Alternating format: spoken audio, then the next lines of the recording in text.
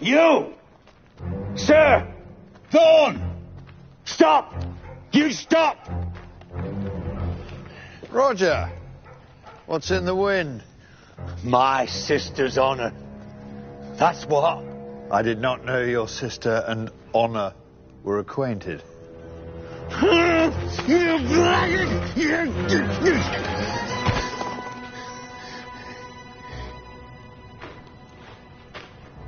Get up, you coward! Eh?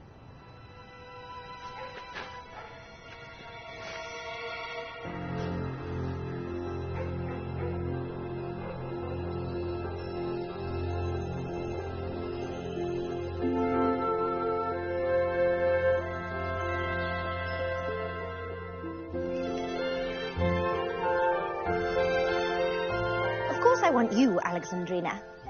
I'm going to have all the de Courcy cousins. And Beatrice, naturally. And Mary. You must have Mary. Aunt Arabella thinks it very important that all of Augusta's bridesmaids should be of a calibre far above the common horde. Because the bridegroom isn't? Really, Beatrice? Mr. Moffat is... Mr. Moffat is rich. He has no other quality that is visible to the naked eye. His father was a tailor. His father was a tailor? Many years ago, before he demonstrated his brilliance of mind. And made a lot of money. Shh, here's Miss Thorne now. You will make a charming picture. We were discussing Miss Gresham's wedding plans. The date is set for the 1st of September. Oh, Augusta, how exciting. Who are the bridesmaids to be? Beatrice, of course, and my cousins, the de Courcys. I hope you... I'm sorry if you... Oh, please don't think of me. I never expected it for a minute. Miss Thorne is much too sensible to have imagined any such thing. It's a lovely time of year for a honeymoon. Where will you go? Mr. Moffat talks of Paris. Who ever heard of going to Paris in September? Who ever heard of letting the bridegroom have a say on the matter? Mr. Moffat must go where you choose to take him. I'm not so sure. Among ordinary people, the lady will usually have her way, but rank has its drawbacks as well as its privileges. I shouldn't mind the drawbacks, but I mightn't be up to the privileges. I'm going to go in. It must be time to dress. Augusta.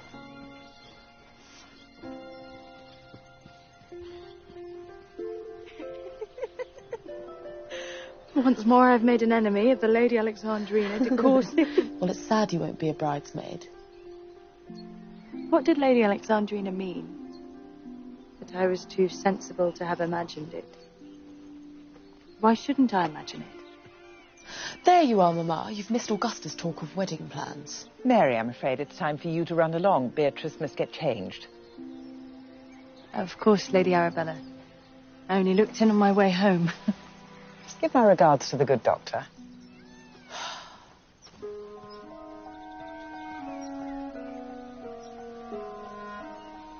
I hope you weren't encouraging this bridesmaid nonsense. She knows she won't be asked. Good. But why not? When she's the oldest friend we any of us have. Because it is my decision. Isn't it enough your sister will be Mrs. Moffat for the rest of her life? I never understand you. If you think so little of her, why is Mary allowed to come here? Because she has been in this house since you were children. Why did you allow it then?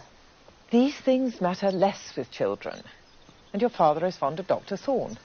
Papa always says that the Thornes of Ullathorne Park are quite as good as the Greshams. And if she were a Miss Thorne of Ullathorne, it would be a different matter. But who is Mary Thorne? And how precisely is she related to the family at Ullathorne? She's Dr. Thorne's niece, so she must be their cousin. She is called his niece. That is all.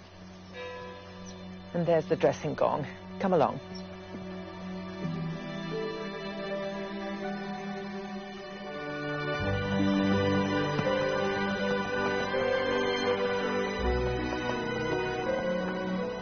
Mary? What's the matter? Nothing. I beg to differ. Something's the matter. Why didn't you wait for me? I didn't wait for you because your mother drove me away so Beatrice could dress. Besides, Lady Alexandrina had had enough of me. Don't mind Alexandrina. You never have. Would you like a ride home? No. You have a dinner to attend, and with all the de Courcys to deal with, you'd better not be late. These things are more relaxed in our house. If my aunt gives me one more lecture on whom I should marry, I will not be responsible for my answer.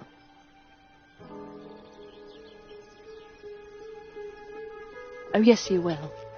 You'll listen to Lady de Courcy and nod politely, or we'll never hear the end of it.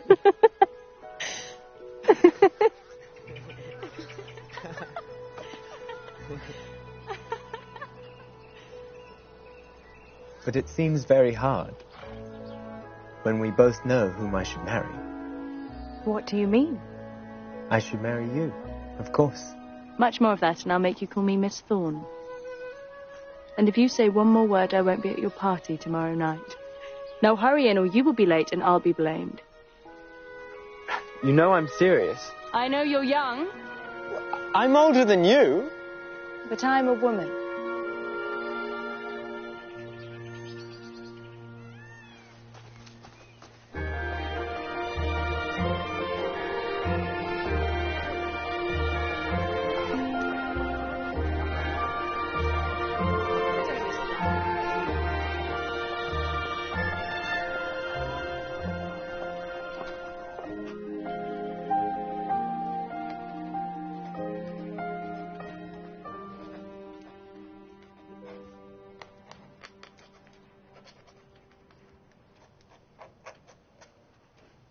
Uncle. What do you make of this marriage of Augusta? I hope Miss Gresham shall be very happy as Mrs. Moffat. And I, of course. But I don't at all expect it. No? No. I think she degrades herself by marrying a man who she does not care a jot for, who has no breeding and no charm, but only money. Well. So, would I degrade myself by marrying Mr. Moffat? How can I answer that? I mean, I know where to rank Augusta. What I want to know is where I ought to rank myself. What's brought this on? Something Lady Alexandrina de Courcy said this afternoon. Lady Alexandrina is a spiteful cat. Whatever she says, I wouldn't give it one scrap of attention.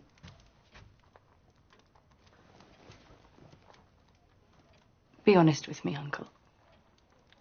Tell me first, am I a Thorne?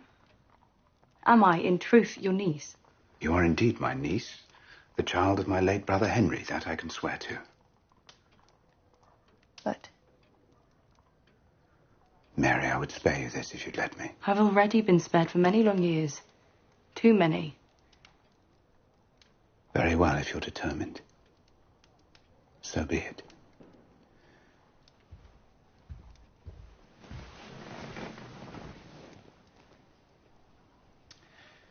Your mother was a village girl.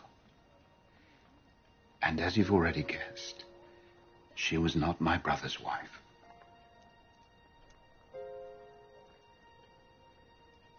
Is she still living? I believe so. In Australia, she married and has a family there. But she did not want me. She wanted you very much. But her husband made it a condition that she leave you behind and start a new life with him. It was her chance and she took it.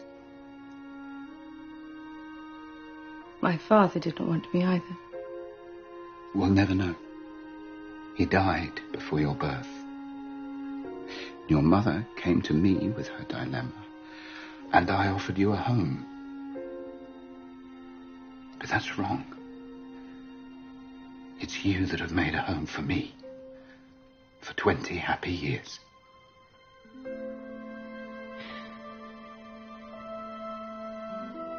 So I am not a Thorne of Ullathorne. To me, you are my daughter. And any man who has the honor of your love should be the envy of the world.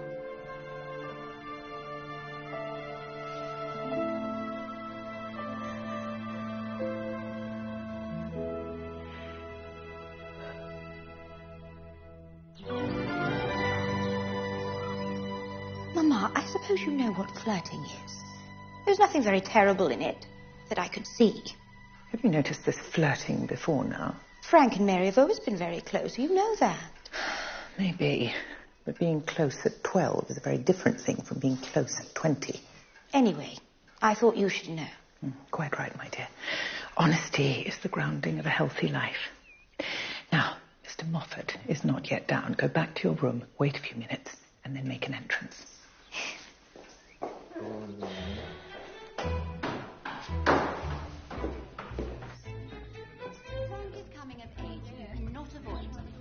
You will not spoil Frank's party.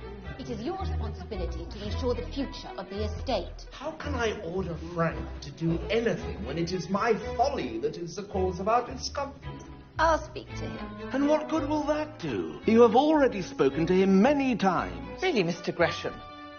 I hope our difficulties have not consumed your manners as well as your fortune. I just don't see how Lady de Courcy can influence Frank to do something which he must find repugnant. I will explain it is his duty to his parents, to his family, and to the line from which he is sprung. To marry money. That's it. To marry money.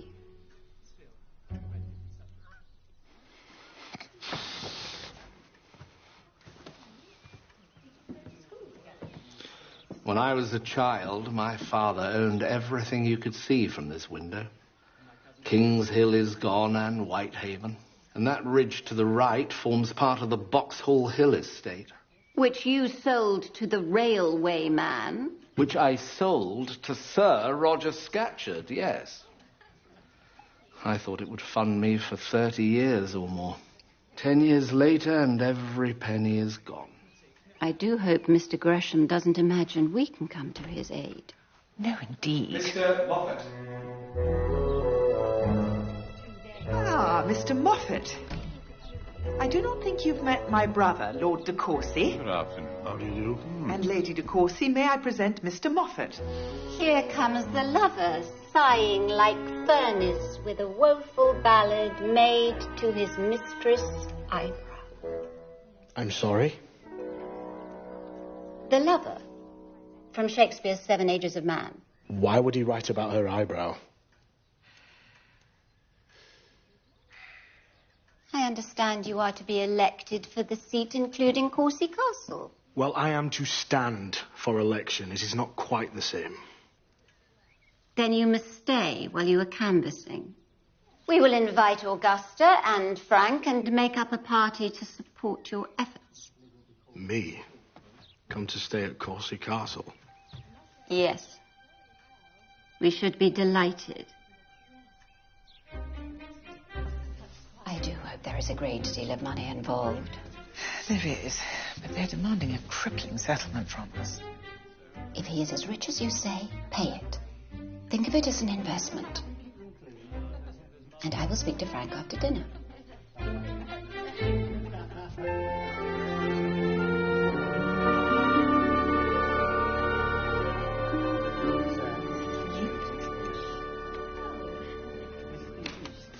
Not this again. Beatrice, no. Can I not comfort my own brother? Leave it to your aunt. Frank, don't be a baby. You know well enough there is nothing else that will save the situation.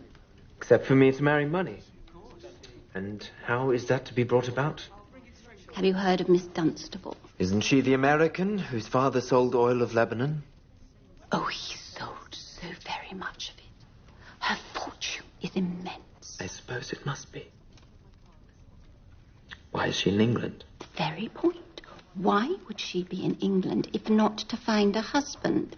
She is coming to stay at Courcy. I want you to be there to meet her. I'm studying for my degree and... Oh, fiddle-faddle. What do I care for degrees when we are trying to settle your whole life?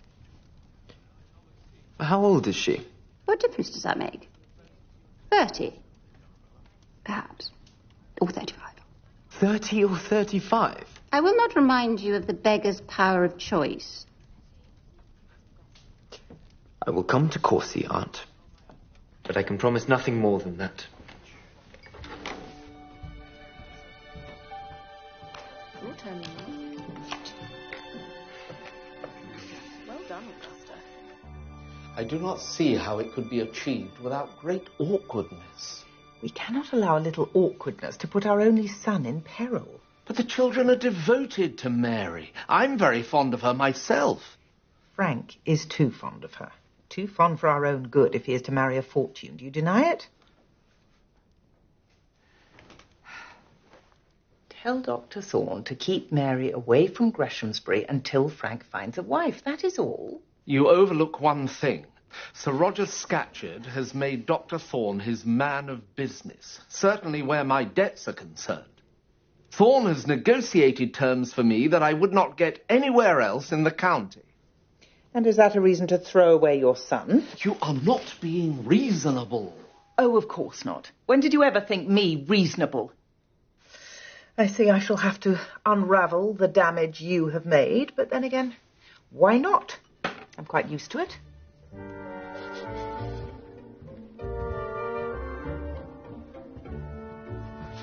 I want no trouble tomorrow evening.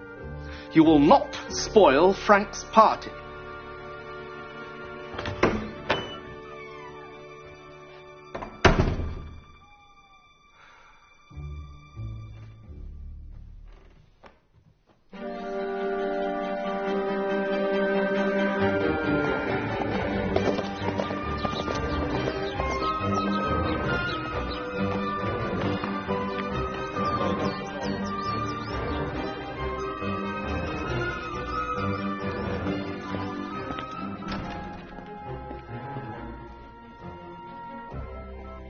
Still in bed, Doctor.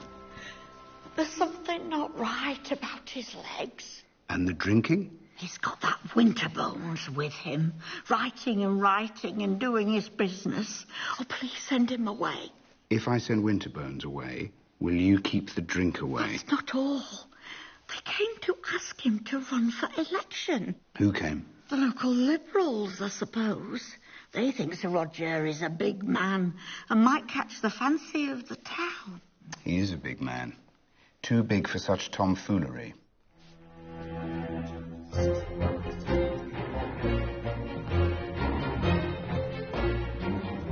Well, well, Dr. Thorne, you've smelt me out. Come for your fee, eh? Glad if you're feeling better, Scatcherd. Better than what? I've never felt so well in my life. Indeed you ain't. That's a lie. And Winterbones has no place here, scribbling away, stinking of gin. Mr. Winterbones should go back to London. Lady Scatcherd can be clerk for the time being. Winterbones will do no such thing, so there's an end to that. Now, Doctor, don't let him talk in that way. Don't. You can go downstairs. Go, now. Go on. Stay there till I call you, hear me?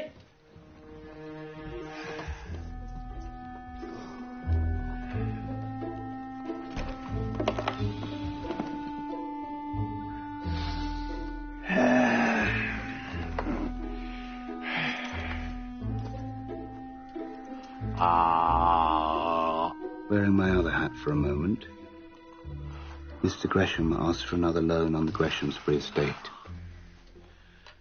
Is there any part of that left that I do not already own? I believe so. Shall we agree to it? We? Not your decision to make. It's mine.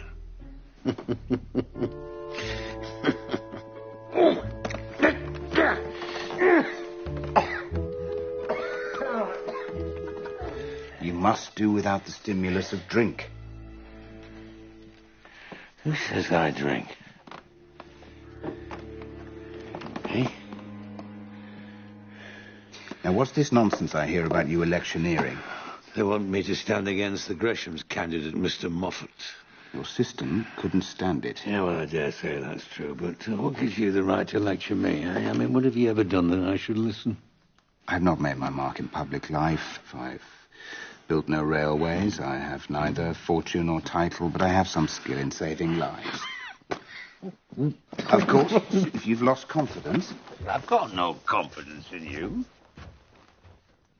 Get a specialist from London, then, and keep away from the brandy until he comes.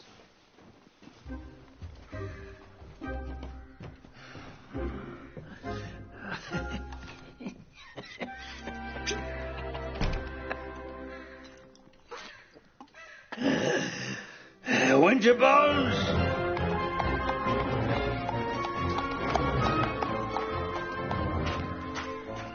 You're to come back in! Who asked me to? Sir Roger!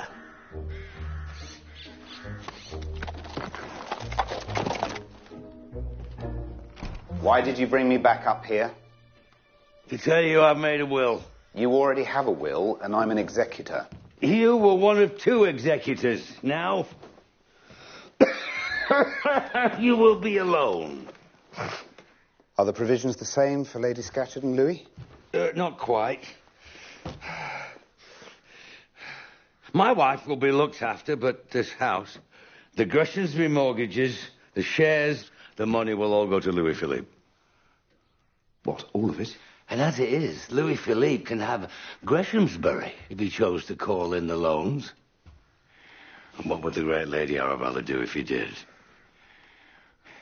She would be sad, and so would I. So, you going to the Gresham's ball tonight? I've been invited, yes. I have not. No card for me, though I own the walls that support them and the floor they dance on. Yeah, Louis hasn't been asked either, though young Master Frank will dance soon enough to Louis's tune. He'll certainly have a great responsibility to discharge. Now, don't worry about Louis. And there are no other major bequests I shall have to deal with? Not unless Louis dies before his 30, in which case it all goes to my sister's eldest child. What? My sister Anna, you remember... Of course you do. How could I not? You have been very good over the years, Thorne, about not resurrecting that tragedy. I know you're sorry for it. Oh, sorry as a man can be.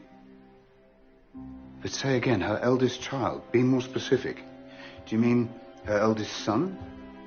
Have you no name? Well, I know she has a family, but names...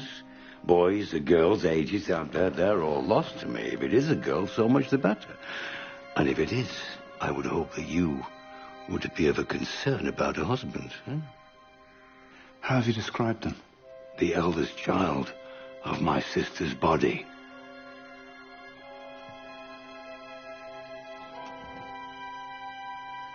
Cheer up. You may die before me, in which case I'll have to look after your niece and find her husband. Ho ho!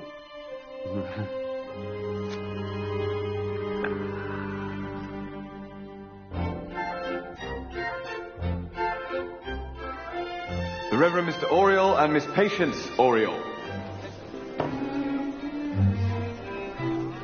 How good of you to come, Mr. Oriel, Miss Oriel. I'm only sorry we couldn't accommodate you for dinner. We feel very privileged to be invited. Don't we, Patience? Indeed we do. Well, please. It is nice to have a gentleman vicar again. I never felt poor Trump was quite up to the mark. His sister is a pretty girl. And I gather she has money. Not enough for our purposes.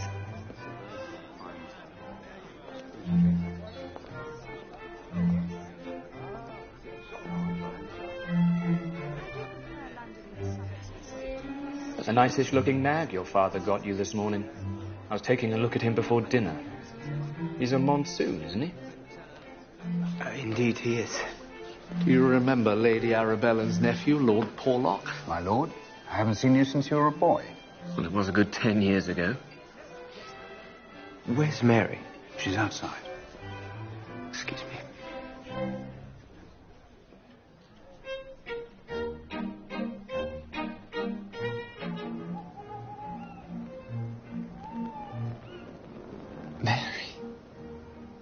Why are you so unkind to me? Indeed, I do not mean to be. Then come and dance. It would not be appropriate. Not appropriate to dance with the girl I'm going to marry.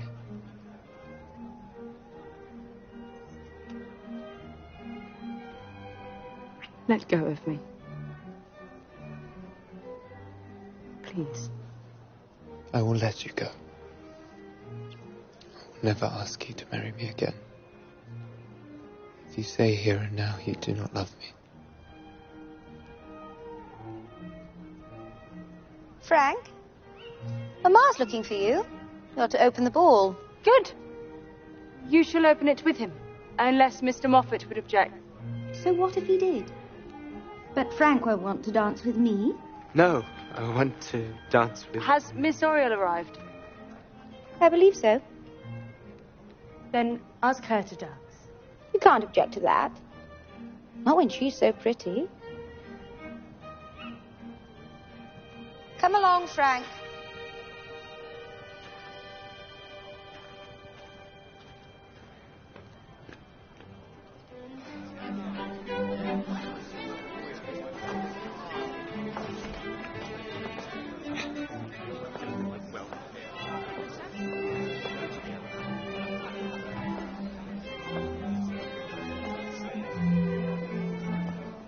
You haven't asked me about my visit. I suppose Sir Roger was very demanding, as usual. Yes, he was. And yet I am fond of him in some strange way. We've been through a good deal together over the years, what with one thing and another. What things? Things that might have made us enemies, and yet they have not. I thought it was vulgar to be mysterious. So you always tell me. May I have the honour of the next dance? Well, my uncle is very tired. Can the next one be my turn? I'm afraid Mr. Oriel has just asked me.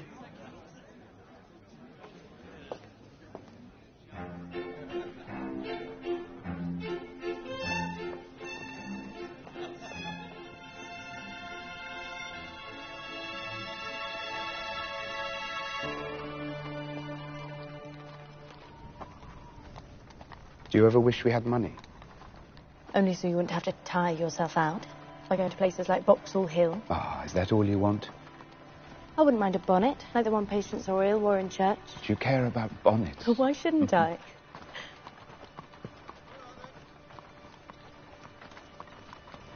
Back there, why wouldn't you dance with Frank?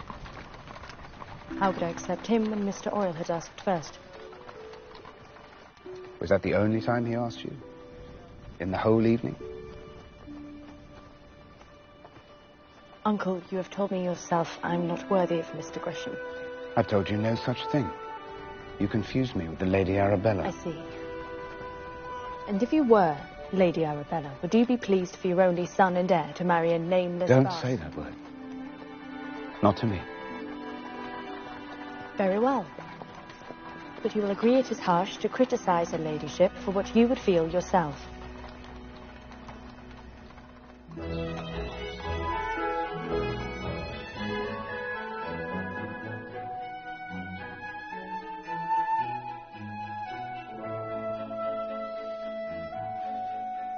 But will he authorise the payment? I should think so. He's in a sour mood at the moment, but he never refuses a loan against this house. Good. Mr. Gresham, it's not good. You owe Scatcherd more than 3/4 of the value of the estate. And he is changeable. I only wish Lady Arabella had seen fit to invite him to the ball. The truth is, he was rather bitter that neither he nor Master Louis had been included. It is a pity that you lost the chance to be good neighbours. The question is, will Louis Scatcherd be merciful to me when his hour comes? I cannot say. But if his father insists on running for election, that hour may come sooner than we think. I will leave you now, but I'll return later. Good day to you.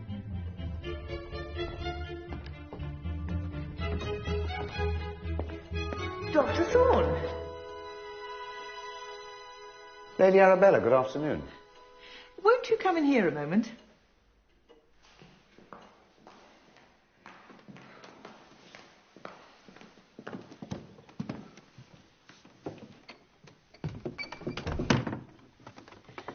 so glad you came here today, for there is something special I want to say to you. Something, rather particular.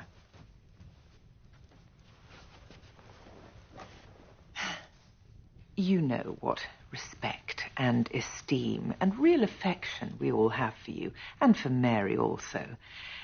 So I very much hope, dear Doctor, that you won't take amiss what I'm going to say. I'll endeavour not to. Let us not beat about the bush. You know the Squire's position when it comes to the property. Indeed, you probably know the sums rather better than I. There has been reckless spending in years gone by, racing and gambling, to say nothing of keeping those noisy hounds for no good reason. All of which means that Frank will inherit a hollow crown. His only hope of retrieving the situation is by marrying money. And worth, Lady Arabella, and a pure heart and youth and beauty. I hope you'll marry them all. Indeed. But there must be money, or Frank will be a ruined man. You would not want that. Certainly not. Good. Because I have heard that things... that is, words have passed between Frank and Mary that should never have been allowed. What things? What words? And who says so? Doctor, there have been love-makings of a very advanced kind. What took place? Speak out, Lady Arabella. I won't have Mary's conduct impugned by innuendo. What is it that the eavesdroppers have heard? What's the accusation? There has been an offer made. And who made it? Of course, Frank has been imprudent. I don't deny it. There has been fault on both sides, no doubt of it. I do doubt it. I deny it, totally. I can assure you an offer was made by Frank, and such an offer cannot be without its allurements. Allurements? All I'm saying is that it would be inexpedient for the young people to be thrown together again just now. Would it? Frank is at Courcy now, and he goes from there to Cambridge. But when he next returns home, perhaps it would be better if... Don't worry. Mary will not set foot among you from this very moment. But it must not change the friendly intercourse between you and this family. The Squire would not wish... Not change it? Do you think I would break bread in a house from which my niece has been banished? You have daughters. Would you sit down with me if I'd accused one of them as you have accused her? Good day to you, madam.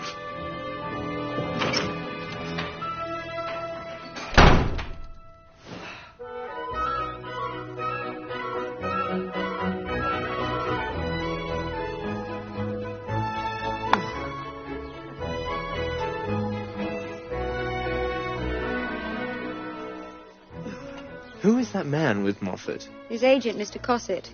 He manages Mr. Moffat's campaign. I think you might call him Keith. Don't hurry me. Is he going to win? He says so. But he seems unwilling to explain his views to the voters, which can hardly be sensible. What's this? There you are, Frank. Why? Where should I be? Don't be such a quiz.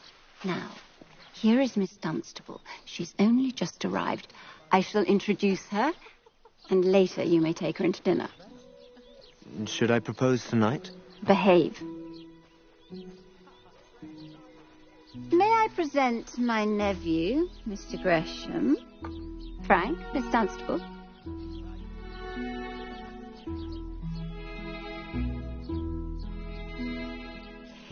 Come along, Porlock, and help me with the tea. You too, Augusta. Augusta.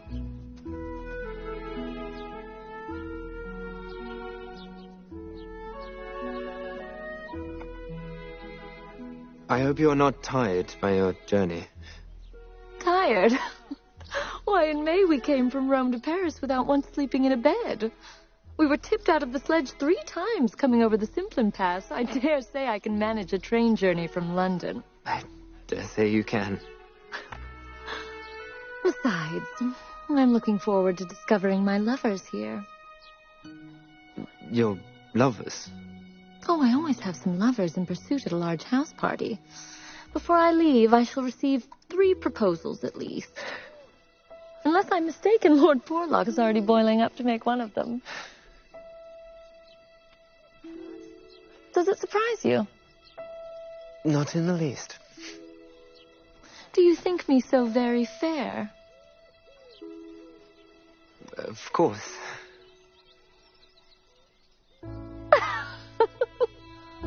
Come, Mr. Gresham, we both know it is not my beauty, but my dollars that renders me lovely in their sight. Won't you admit it?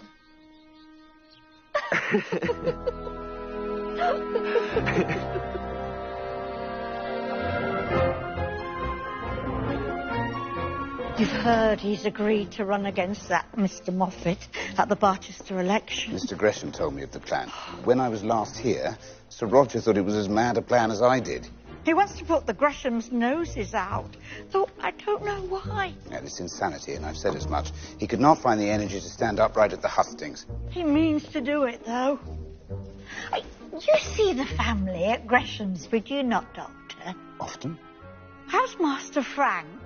Master Frank is Master Frank no longer. He is 21 years old and a fine, strapping fellow. You know, I was his nurse. I'd forgotten. Between him and Louis, I could not tell you which I love the most. You can be proud of Frank Gresham, I assure you. But for now, help me talk your husband out of his folly and keep him in bed. Oh, Doctor, there's no keeping Sir Roger anywhere he doesn't want to be. I fear it, truly.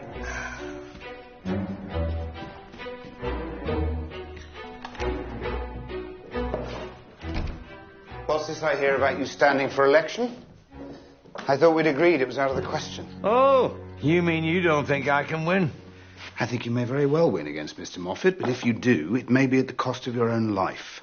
Well, I've a mind to wipe that smile off the Greshams' faces.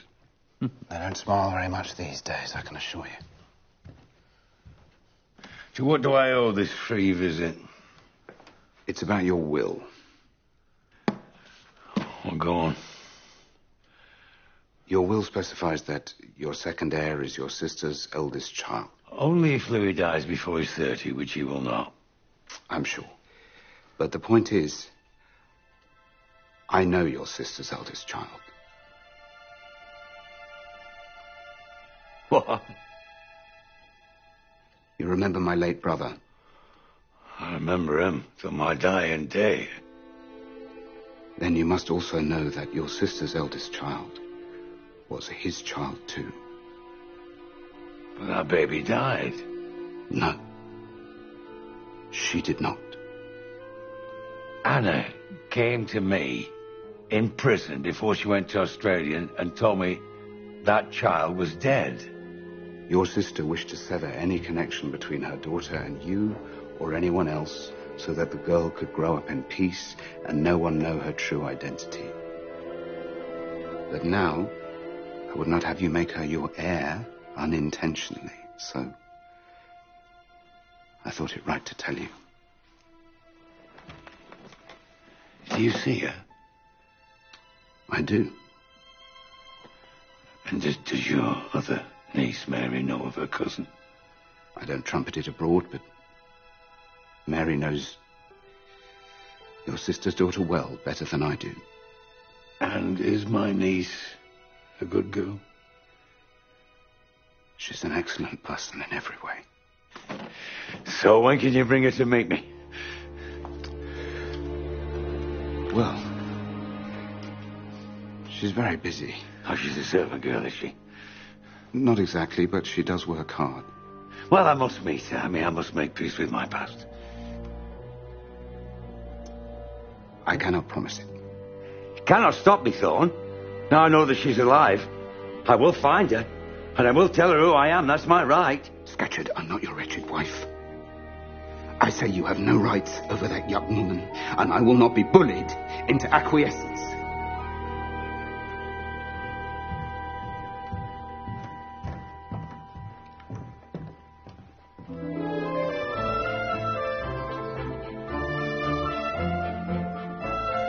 So have you taken the temperature of Barchester, Moffat? Cosset tells me we're on course. Does he indeed? He's not afraid of old Scatcherd, then? Sir Roger Scatcherd's been ill for some time. Cosset doesn't think he'll make an appearance, and if he does, it won't be impressive. You will canvass, though, nonetheless.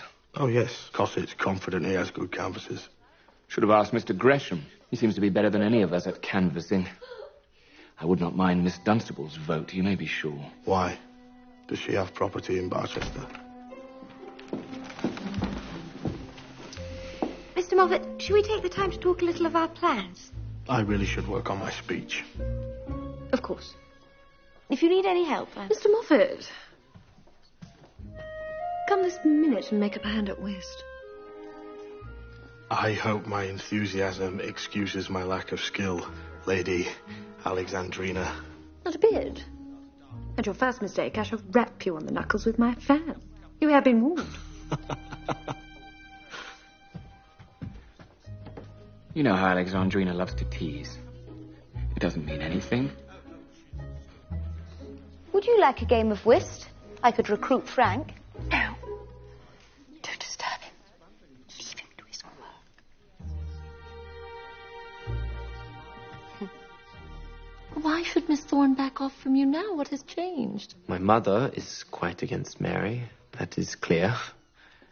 And my father is no match for her. They would rather you marry me. Don't take it as a compliment. If my bride was possessed of 10,000 a year, they wouldn't care if she had horns and a tail. Well, if you'll take my advice, you'll be true to her. If Greshamsbury is sold, then I must take work as a lumberjack. Well said.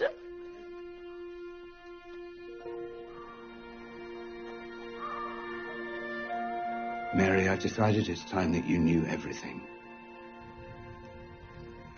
I've told you that your father seduced your mother. I'm afraid there's no other word.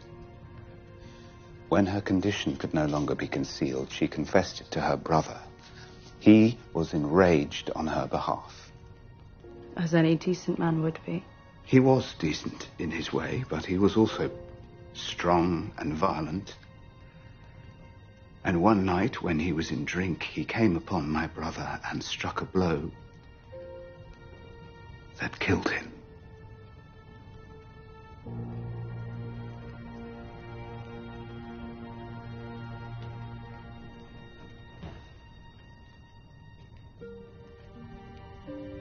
My father dead at my uncle's hand.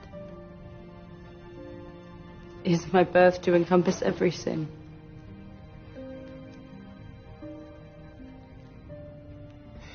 It wasn't his intention, and the court knew it. He went to prison, not for murder, but for manslaughter, and he served 10 years.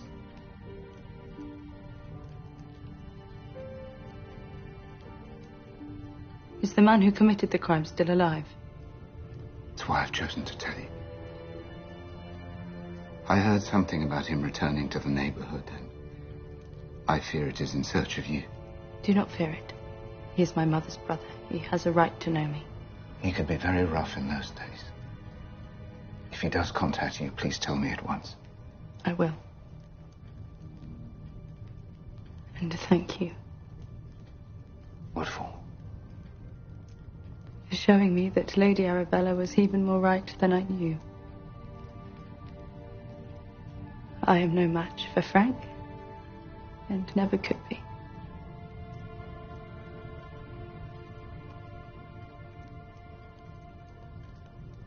And now, dearest uncle,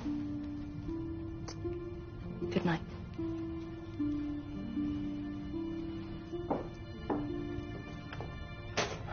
Mary.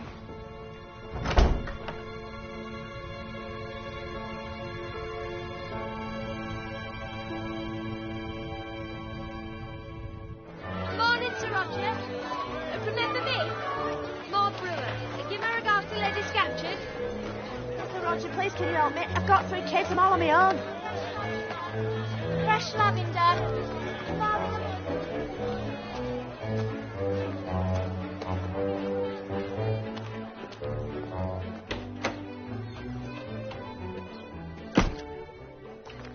What else is there to do? It seems I must give a speech or two. That is what we've come to hear.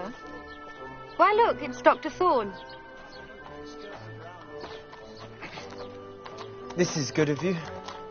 No, I just thought I owed it to Sir Roger to witness his folly. Well, stay and hear Moffat speak. He's trembling like jelly. Miss Dunstable, may I present Dr. Thorne? But I know all about you. Tell me, how is your charming niece? Mary is well, but she'd be surprised to find herself the topic of your conversation. I'm an American, Dr. Thorne. We know no boundaries. Mr. Moffat, it's time. Is it really? Oh, my God, is it really? Where's your opponent? Old Scatcherd. I very much doubt he's been able to leave his bed. I pray that he's not.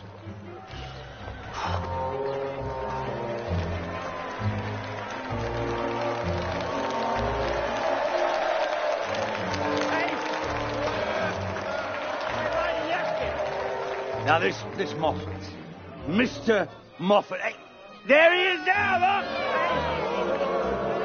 What have you ever done for us, eh? Nothing, right? Now, listen. I know I may not look much like this picture that they've drawn of me, eh? But next to that fat, pimply item of unearned income, who drove down here, by the way, in a carriage, with a smattering of lords and ladies. I mean, compared to him, I think I look all right, don't I, eh? We know you, Sir Roger. You're one of us. I am indeed. You know what? I came up the hard way, didn't I? Eh? I mean, I may be a rich man now, I may be a baronet, but when I started out, I had naught but a raw potato in my pocket to gnaw on if the hunger got too bad. So don't let him tell you that I don't know what it's like to be without, right? Thank you!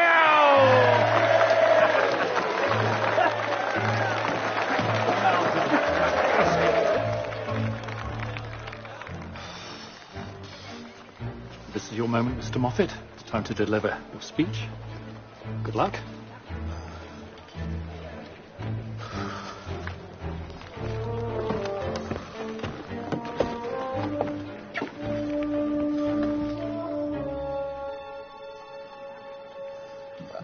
I am a thorough-paced reformer.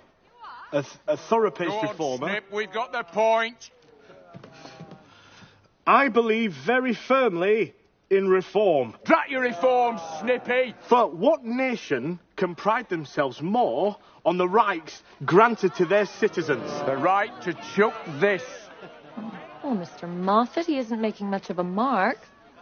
He should have spent more time with the voters. He should have spent more money on the voters. Do you doubt our English democracy? Say something about their daughters. Praise their wives. Praise the town. Barchester's a fine town, but even a fine town can improve with reform. I rest my case. It is time to build on the achievements of 1832 and push forward along the road to freedom. Tom, the tailor's son, stole the pig and away he ran, eh? Look at the pampered swine. You couldn't fight for a pate sandwich, never mind a working man's vote, right?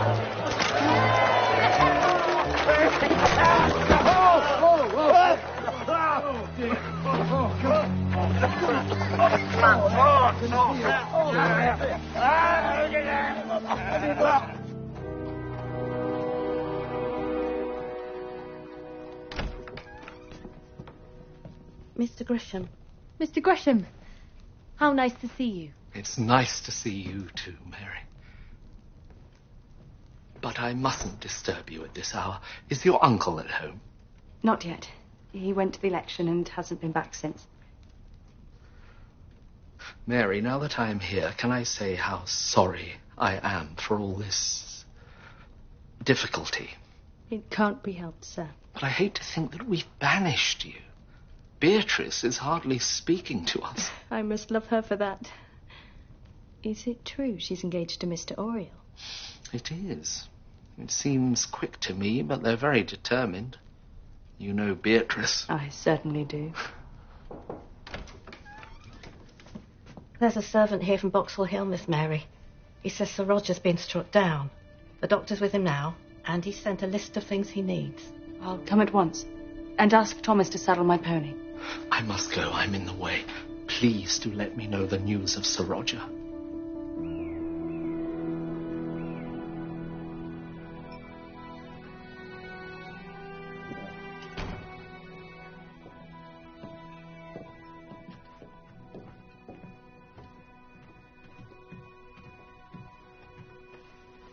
Why have you come?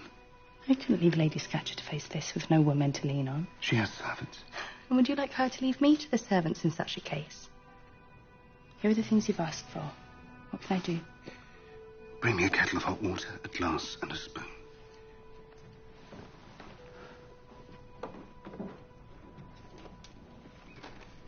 Is that your niece, Thorne? I don't believe I've ever seen her before. She's come to help Lady Scatcherd. Oh. Has Louis arrived yet? His train must be in. He won't be long, I'm sure of it. Thank you.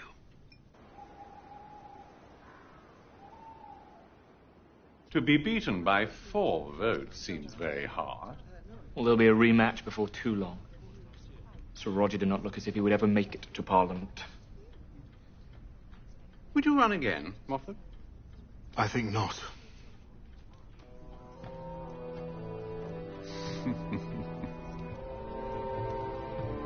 How do you do? Oh.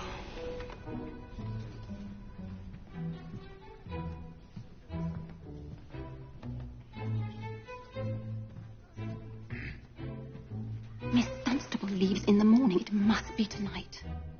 That's a hundred. Frank, do not let me down. I have promised your mamma your family is saved. Isn't that what you want?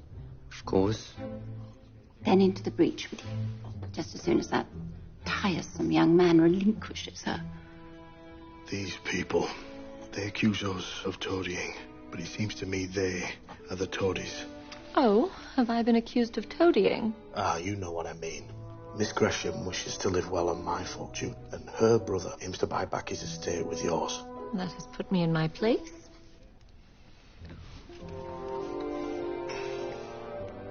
Why don't you and I join forces? We could make a noise, and no mistake. Oh, you've cheered me up, Mr. Moffat. I have refused Lord Porlock, but one proposal seemed a poor return for a whole week in the country. Now at least I can claim 2. 2 refusals? I'm afraid so. But be honest, Mr. Moffat, you want their breeding as much as they want your money. And you don't? No. I'd like a man who thinks like a gentleman, but whether he is one or not doesn't matter much to me. There is your moment.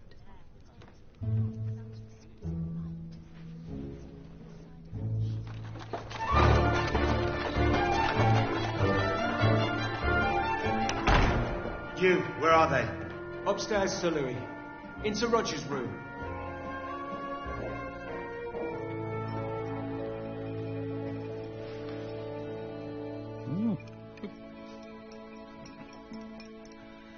You look too fine for this kind of work, young lady.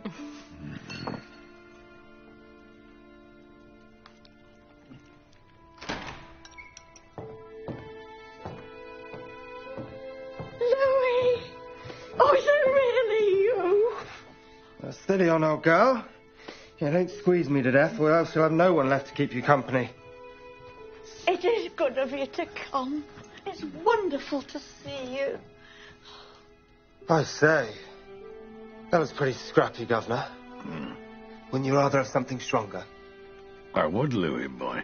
Fetch him some brandy. Have a bottle with me if there's none here.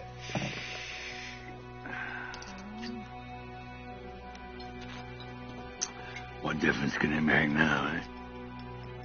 True enough, I suppose. Here, give me some while you're at it.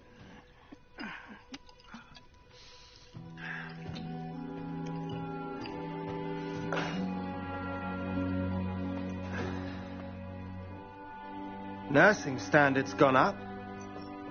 Miss Thorne is the doctor's niece. Come to help me. And that's good of you.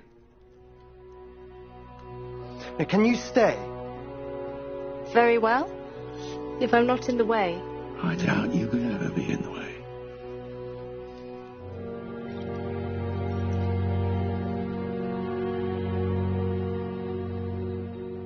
What did old Moffat want? He was curious about my marriage intentions. Do you have any? No immediate ones. You see, Mr. Gresham, I would rather be courted as a woman than a bank account. I don't blame you. Although my aunt will be furious.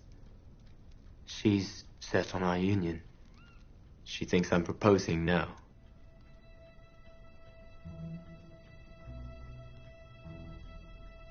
And will you propose? I like you much better than I thought I would. And I would love to save Greshamsbury. And if I were not too old for you, and if your heart were not already taken, and if... What should I say? Say that you proposed and I refused. You can't argue with that. But do not propose to me or anyone else but Miss Thorne. I fear I may be avoiding my duty. That is noble, but wrong. Your duty is to your queen and your God, I hope, but not to keeping your family in luxury. Your back is straight, your arms are strong. Make what you can of your life for yourself and Miss Thorne. We are the last ones downstairs. How pleased you will be to be rid of us all in the morning. Not at all. We're hoping to see a great deal more of you. If only that could be. Good night, Lady de Courcy, and thank you.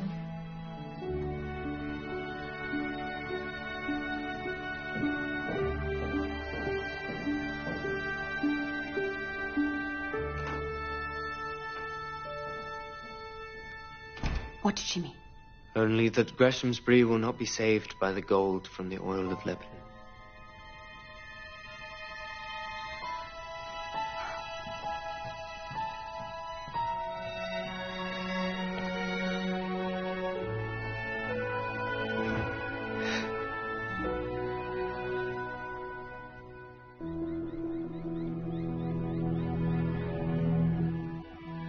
Thorne.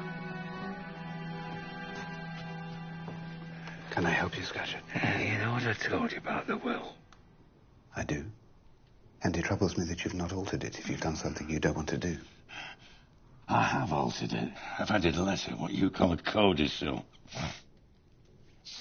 Saying that you and only you know the name of Anne's eldest child.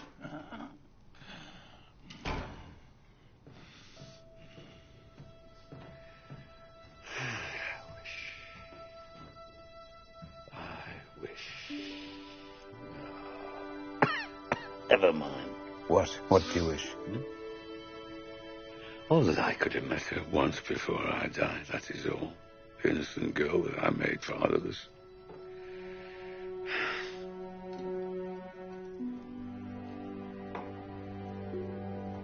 What do you mean so very much?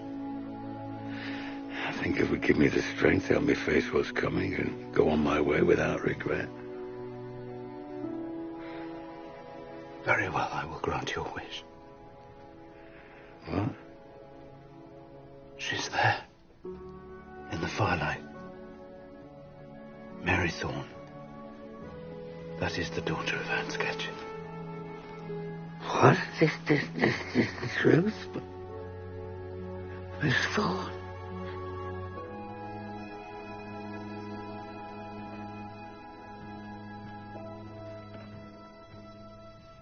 Can I do something for you? You can cheer me with your lovely face.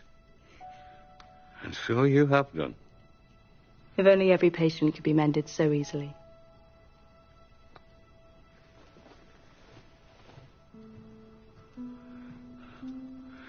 Would you accept the thanks of a dying man? And thank you, Thorne. You brought an angel into this house to make it easier for me to face what lies beyond the grave.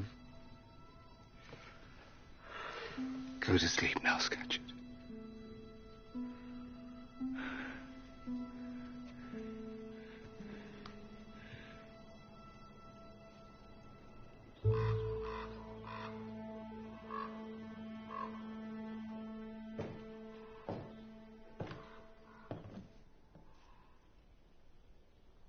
What a sleeping beauty scene is this?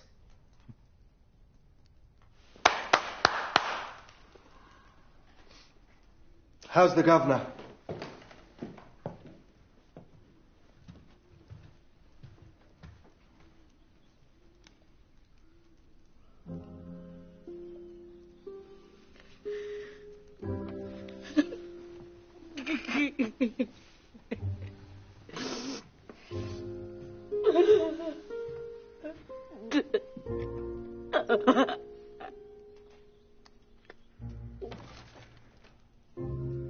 Come, Lady Scatcherd. You were with him to the last, and that is the best a wife can hope for. Mary, take Lady Scatcherd to her room.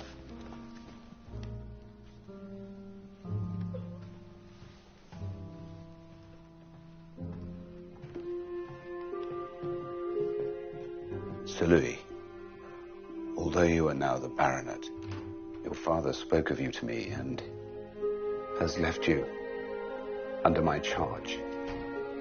I hope you remember you can always turn to me for comfort in your sorrow at his end. But don't worry about me, Doctor.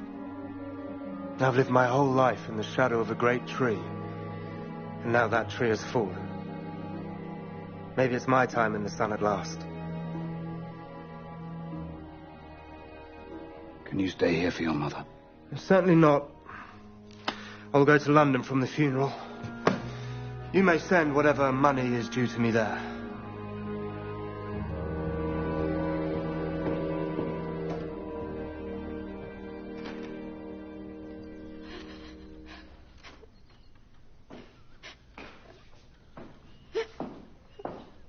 Gus. Gus, whatever is the matter? He's gone. He left this for me.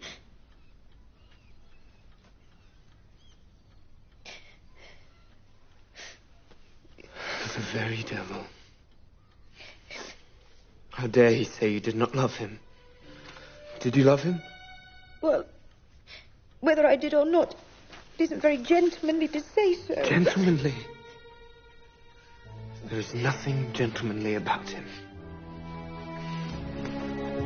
Moffat!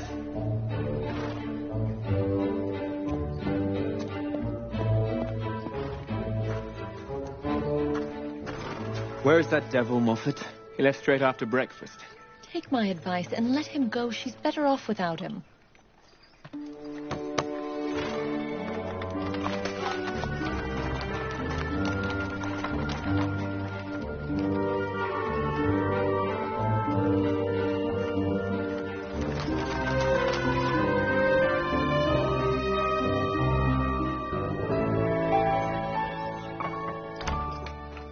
I'm back, Mama. Come in.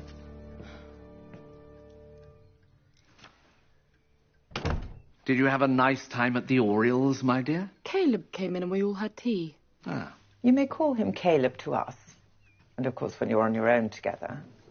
But don't use his name too freely. No, Mama. Who else was there? Mary was with us. Mary Thorne. She'd come in from Boxall Hill. We hadn't seen each other since my engagement, so Patience invited her.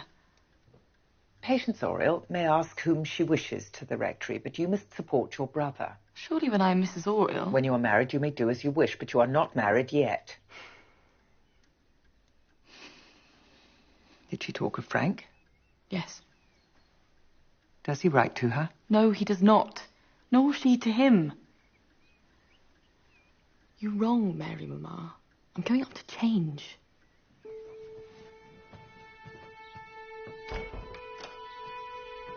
Little minx. Beatrice? Mary Thorne.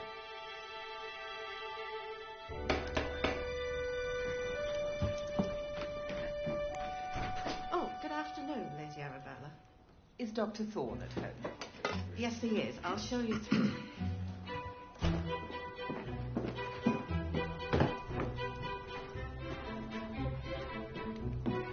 The Lady Arabella Gresham. This is an honour, Lady Arabella.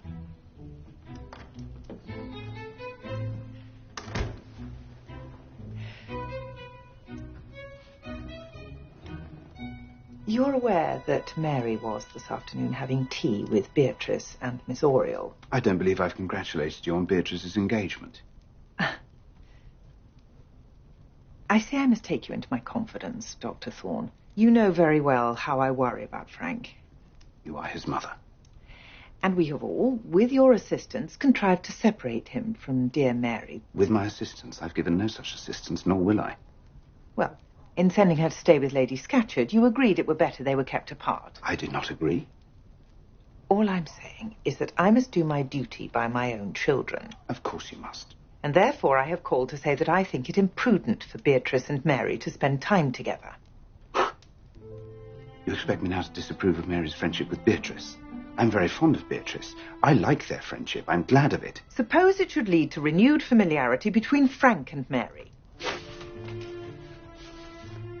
I will say only this. If you wish to put a stop to their intimacy, then tell Frank, not me, and cease your persecution of Mary. Persecution? Is she persecuted when I have received her all her life as if she were my own daughter? Until it pleased you not to do so. You forget yourself. Good day, Dr. Thorne.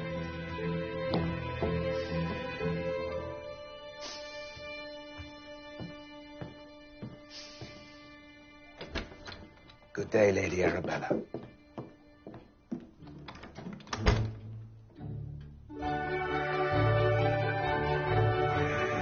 I've asked them to bring the horse round, though I know Louis will want something more handsome for you. Don't listen to him. I love Firebird. Riding him is a gentle thing. But I'm afraid I've put you to a great deal of trouble. Not at all. You've helped me more than I can say over these past weeks. I've grown used to having you with me, but it's time you went back to your own life. Lady Scatcherd! Oh, Louis back. I wasn't expecting him. Oh, don't tell me she's putting you up on that damn thing again. And I'm very happy that she has. For a person that rides like you, Miss Thorne, for such a horsewoman. Well, Lady Scatcherd, it's ridiculous. Don't talk so, Sir Louis, when I'm perfectly content. Well, I call it a crime against nature. Why, properly mounted, I'd back you against anything in Hyde Park.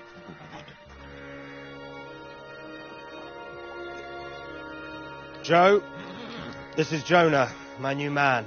Every gentleman should have a man, you know. Joe, it's empty. Right, you are, Sir Louis, sir.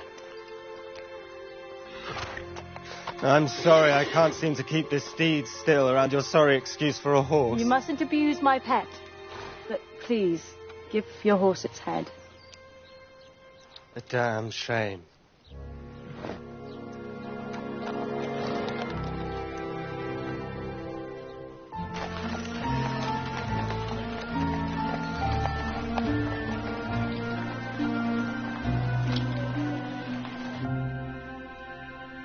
Should you not have gone to your parents first with this news?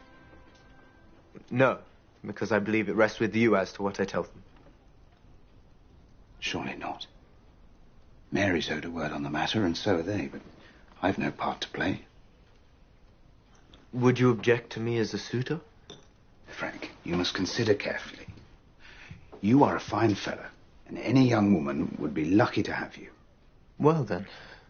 It's not as simple as that. Greshamsbury has been your family seat for centuries. It would pain your father deeply were he to be the Gresham to lose it.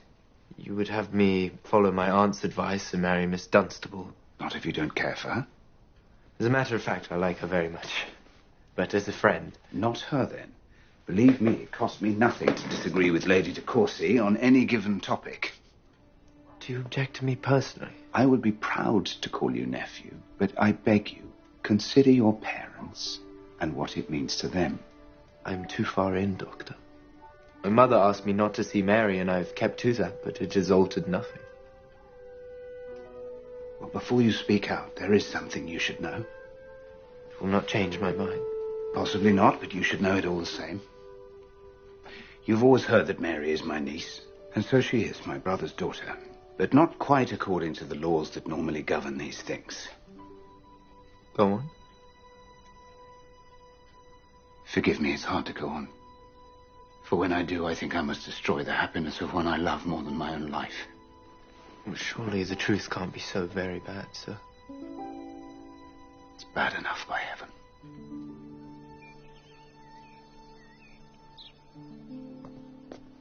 Mr. Mortimer Gaisby.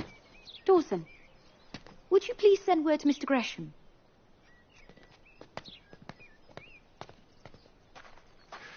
You must be Miss Gresham and Miss Beatrice. You've done your homework. I think you know my uncle, Lord de Courcy. I'm here as a lawyer on his recommendation. He told me Greshamsbury Park was a fine place, but it is even finer than he led me to believe. The question is, can it be saved? Beatrice, please. How can we be helpful, Mr. Gaisby?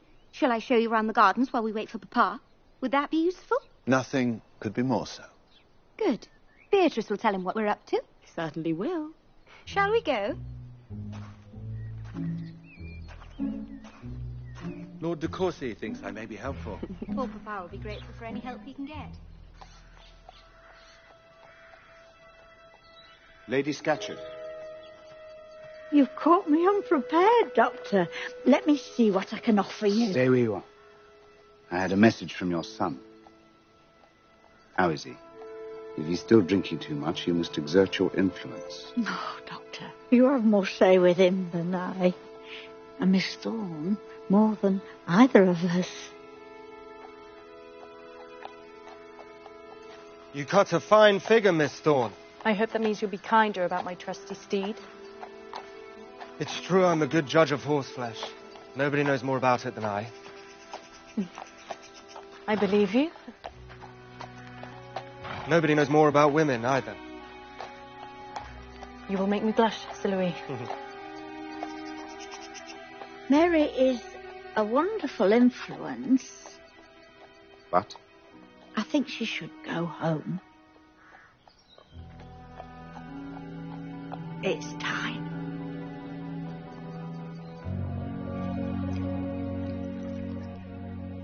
Doctor? Sir Louis, I wish I could persuade you to drink a little less. I'll give it thought, Doctor. Now, the Greshamsbury title deeds. You mustn't worry about that. Your lawyers know all there is to know.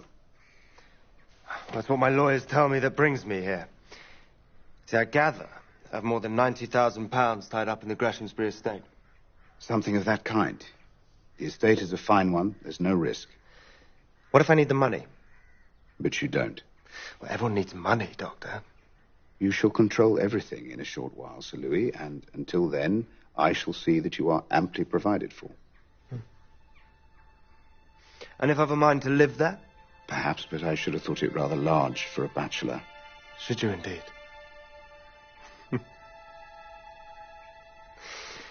Now, Doctor, what would you think to my getting married? I should be delighted. It was your father's dearest wish that you should marry soon and well. As to that, I do not think you will quarrel with my choice. What would you say to Miss Mary Thorne? Well, wouldn't she be a good wife? Have you spoken to her? Yes and no. I've not exactly popped it to her, but I've been doing the civil, and if she's up to snuff, she'll know very well what I'm after. Well, Sir Louis, you do Mary a great honour, of course. But might it not be sensible to wait until you know each other a little better?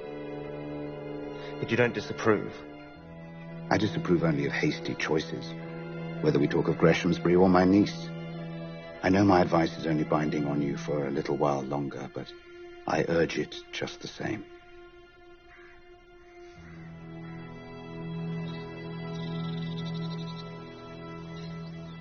With your permission, I will study the estate in detail. There may be sources of income as yet untapped. They need to be very lucrative. Or perhaps a new system of repayment that would keep Sir Louis content for a few years. I doubt it.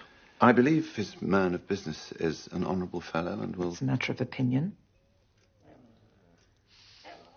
He is the soul of honour and will do whatever he can, but when Sir Louis takes possession, that may not be much. They say Sir Louis drinks heavily.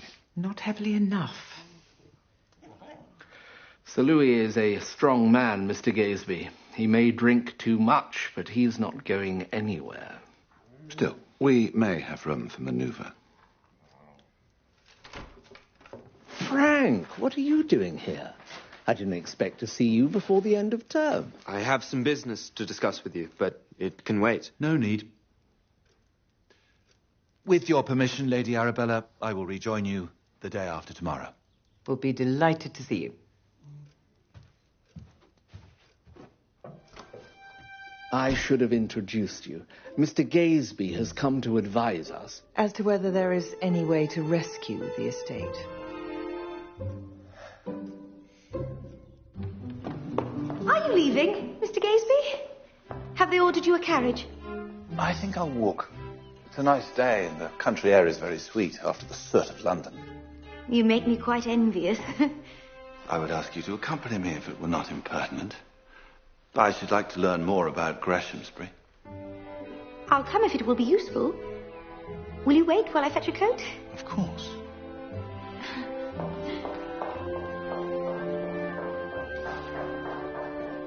Leaving, Mr. Gaesby? When will we see you again? I shall be back on Thursday. In the meantime, Miss Gresham will walk me to the station, so that I can learn more of the estate and its dependents. What a tireless worker she is. Shall we go? Perhaps Miss Beatrice would like to accompany us. I don't think so. Nobody knows more about the village than Augusta.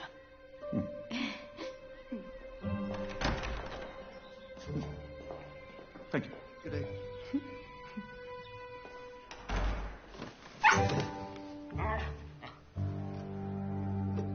You intend to do what? To go to Boxall Hill and to ask for Mary's hand in marriage. Oh, Frank. Frank, she has done all she could to catch you. Mother, you wrong her cruelly. You wicked boy. To call me cruel when you know what we need to survive. Mother, I shall hate Greshamsbury if I hear one more word of what I have to do to save it. So instead you'll see us turned out to beg our bread by the roadside. It has not quite come to that. Oh, Frank. Do you wish me to die of a broken heart? Mother, I'd love for you to be happy. Then if you wish to see me happy ever again, marry money. No! I'd have made a fool of myself in that way if it had not been for Miss Dunstable's good taste, and I will not do it again. Which makes you an ungrateful and unnatural child. Mother... Out of my way!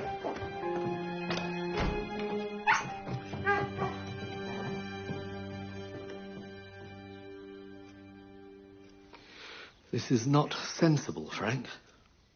And there is more. Mary may not know it, but her birth is unsuited to your wife and the mother of your children. So Dr. Thorne told me when I went to him this afternoon. But it makes no difference. Should it? I don't recall any talk of Moffat's birth or Miss Dunstable's. What else did Thorne say? He told me to consider it carefully and talk it over with you and my mother before I gave Mary my word. Did he indeed? Well, I should have expected no less of him. Very well. But how do you mean to support her? By working. Many men do. Then finish the year at Cambridge for my sake. Take your degree. I will speak to Mary.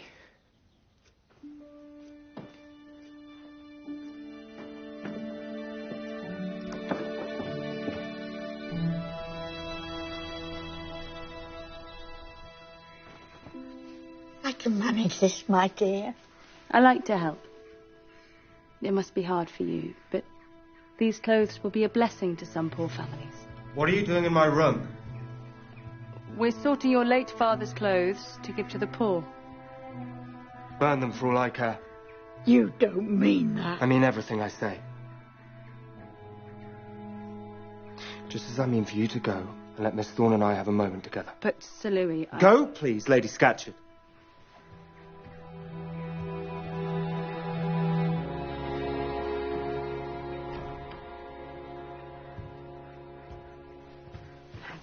We shouldn't be alone together, Sir Louis. It is not quite right. You see, Miss Thorne, I think it is exactly right. I want us to be alone together for the rest of our lives. If you take my meaning. Sir Louis, of course I'm flattered. Don't say flattered, say delighted. But I'm afraid things can never be as you wish. Why not? Are you engaged elsewhere? No. But I'm not free.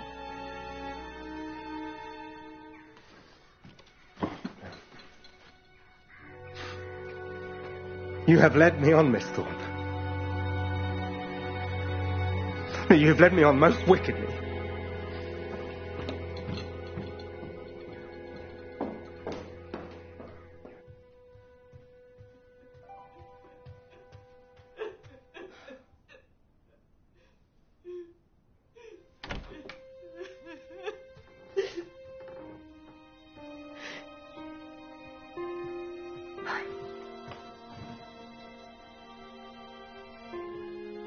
He has fallen victim to her wiles.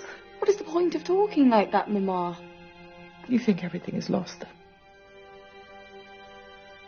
Do I think Frank will be true to Mary Thorne? Yes, I do. But I love him for it. Well, I do not love him for it. And I will not quit the field quite yet.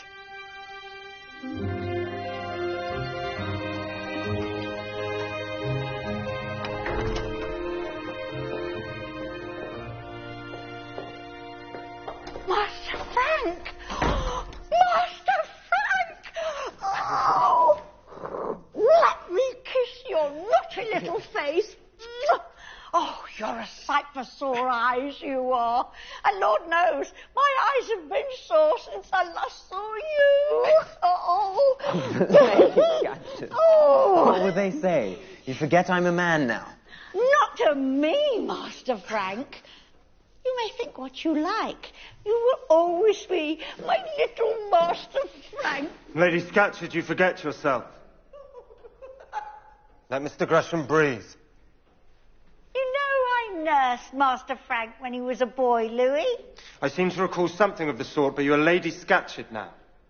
All that is behind you. It may be. But at the time, we were kept alive by the charity of Master Frank's parents. Without the home and wage they offered me, I don't know how we'd have managed, we two. Oh, really? Where was the governor? Your father was away for some years. He would have liked to have come home, but he could not. I'm very grateful to Lady Scatcherd for remembering me. As if I could forget. Look at your hair. How dark you are. Oh, it doesn't curl the way it used to. Enough, Lady Scatcherd! Enough! I've come to see Miss Thorne, Sir Louis. Oh, she's out riding. Go straight ahead from the front door and follow that path. You'll see her.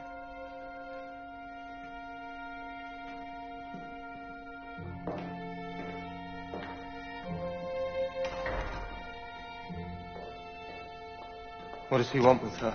Oh, they're old friends, the Greshams and the Thornes. But we Scatcherds are not old friends of the Greshams, are we? What's got into you, Louis? I'll make them wish they'd been more courteous to the Scatcherds before I'm finished. What has Master Frank ever done to harm you? You fool. He's doing it now.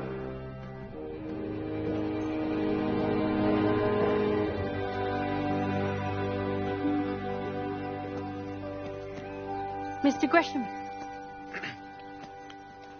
Yes, it is me, Mary. I've come to pay my respects. You must have thought me uncivil to stay away for so long. Not at all. I didn't even know you were back at Greshamsbury. And I came to Boxall to be out of the way. Why should you want to be out of the way? I had my reasons. Have you had news of me? I have. But I've been taken up with Lady Scatcherd's business. Dealing with Sir Roger's death, I've had no time to think of myself. When have you ever thought of yourself? I feel so high up here. Would you help me down? Yes.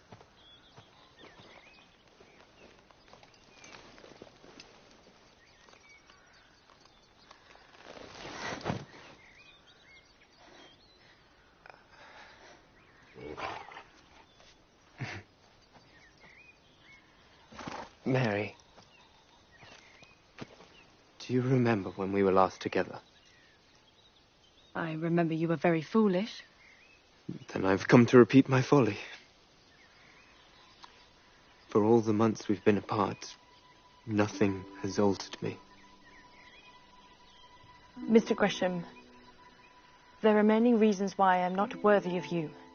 If you knew them all... I do. Or at least I know what you think I am ignorant of. Your uncle told me all about your birth. That is why you must not think ill of your mother for opposing me. Any mother would have done the same.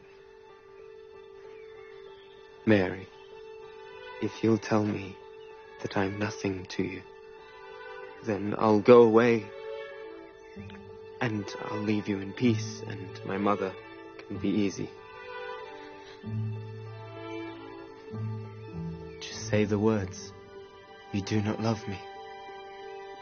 You cannot love me, and I'll be gone.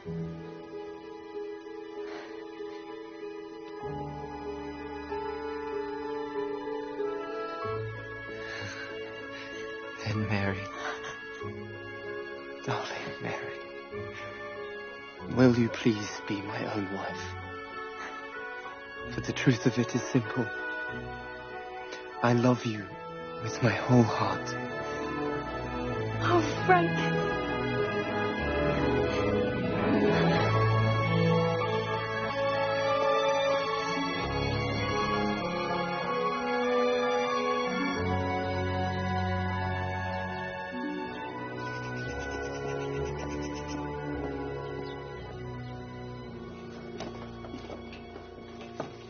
We're looking for Lady Scatcherd. She's only stepped out for a moment, Miss Thorne. I'll tell her ladyship you're waiting for her. Is this her sitting room? It is. The only place she was ever allowed her own way, poor thing.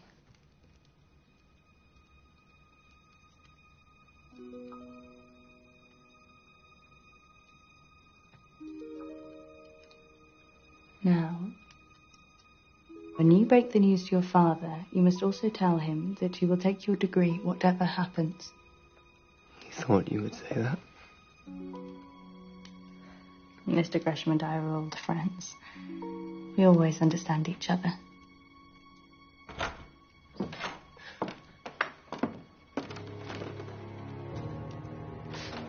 Will you honour us with your presence at dinner, Mr. Gresham? You're very kind, Sir Louis, but I have to get back. What about you, Miss Thorne? Will you be joining us, my mother and I? Might I be excused? I'm tired, so I'll ask for a tray in my room. I've still some packing left to do. Oh. Well, I don't think I can allow that. Not on your last night at Boxall Hill. You may have to. Careful, Mr. Gresham. No, we are not at Greshamsbury now. I give the orders at Boxall Hill. No one gives orders to Miss Thorne. Not at Boxall Hill or Greshamsbury. Now, I should like to know Greshamsbury better. I have an interest in the place, you know. Yes, I do know. Oh, I'm sorry to have kept you. Oh, but you're not going. I'm afraid I must, Lady Scatcherd. Goodbye, Mary. I'll see you when you get home. Sir Louis? You frightened him off, Louis. Now, let's go upstairs, Miss Thorne, and I'll help you pack.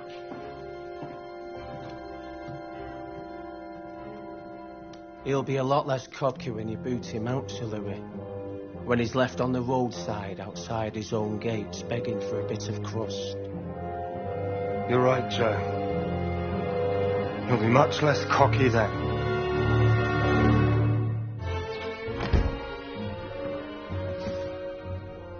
Now, here's the thing. What is it? A letter from Sir Louis Scatcherd's London man of business. What does he want? Sir Louis plans another visit to Boxall Hill.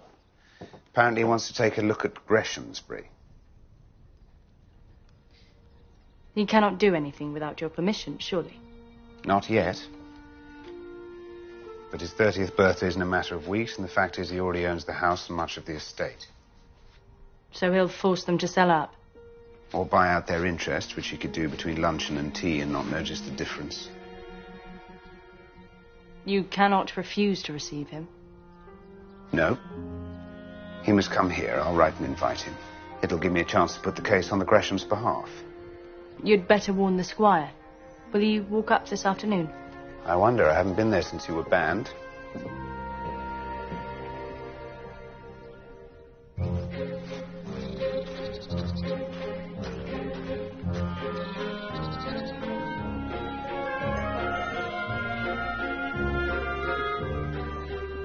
Good day, Doctor. Thank you. Dr. Thorne.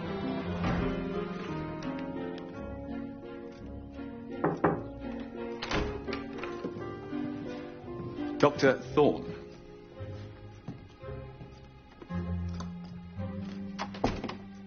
Won't you come in? Yes, I hesitate only because I shouldn't like to give the impression that all is forgiven and forgotten. For me, there is nothing to forgive. But we couldn't say the same of your wife. Then why are you here? Sir Louis Scatcherd is on his way back to Greshamsbury. He wants to take a look at the house and the estate. Does he? With a view to what? He may have a design to live here. And you cannot stop him? Not for long. It's his 30th birthday in 2 months' time. So, we have come to the end at last. Well, I just wonder if there isn't a chance of appealing to his better nature. Does he have one? Well, who knows? I have some sympathy for him. I do not think that being the son of the great Sir Roger Scatcherd was the easiest start on earth. I may yet be able to win him round. So I've invited him to stay with me in Greshamsbury. We're clutching at straws, Thorne. But I suppose you had better bring him up for dinner. You mean I should accompany him? Of course.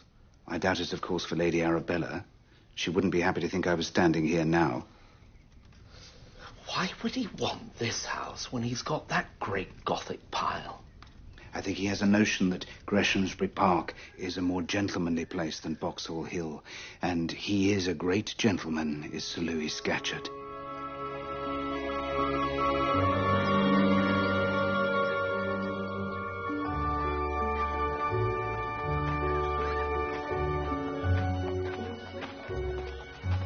Who are those for? Frank! Why are you in Greshamsbury? Are you sorry to see me? I never could be. But your exam's less than a month away. You should be working harder than ever. Don't worry. I'm only here for the dinner tonight. My father wants me to greet Sir Louis Scatcherd. I'm glad the doctor will be present. I hope he will be. It's not quite decided. Beatrice asked for you to join us. But it may be safer to focus on Sir Louis for now and you and Mamma another night. I heartily agree.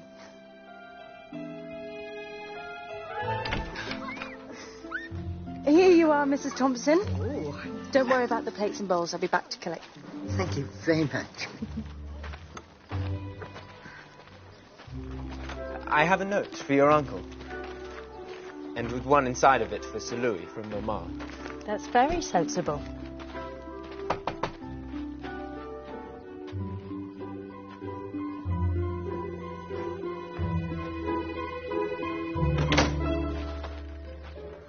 Here you are, Mr. Barnes.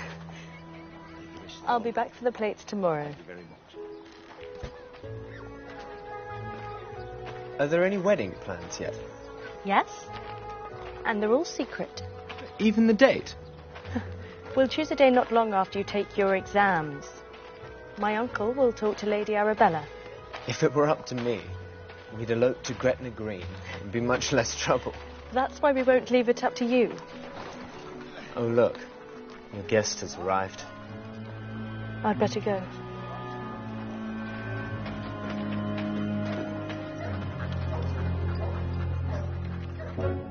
If people knew the sacrifices I have been called upon to make, there would be a new gospel dedicated to my sufferings.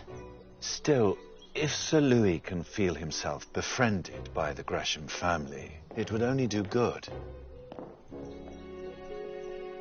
Mr. Gazeby has been inspiring us for our efforts at dinner. He seems very convinced of Sir Louis's dominion over us. And I'm afraid he is quite right. And there's the gong. Time to prepare for battle.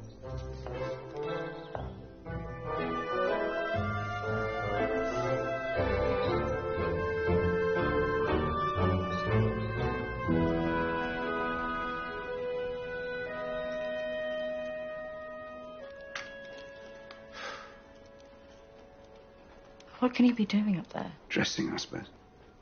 He's been doing it since he got here. Perhaps he's gone to sleep. Maybe you should go up and wake him. If you wish. I'll take the letter.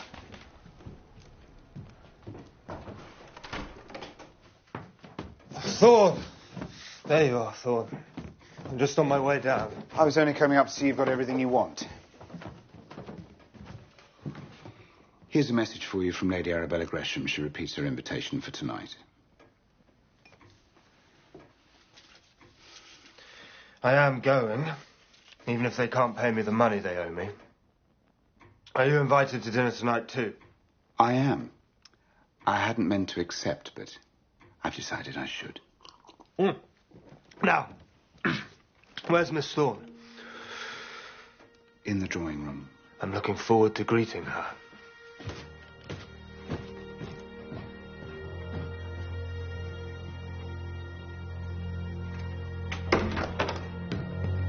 Ah, Miss Thorne.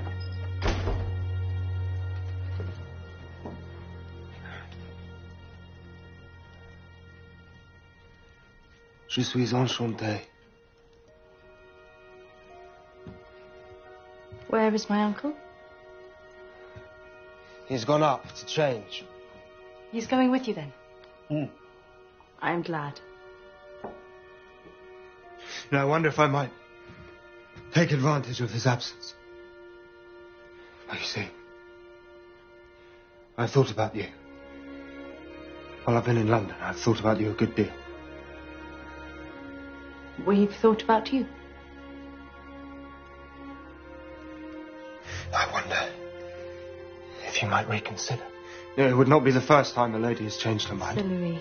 Now, I have offered you a great position, Miss Thorne. I know it. And I'm honoured, Sir Louis, but you see, things are... Right, are you ready? The fly's at the door. I am pleased you're going, Uncle. I know you will both enjoy it. I'm sure I will. It's time I saw the place. If I'm to live there. Sir Louis, I pray you won't be hasty.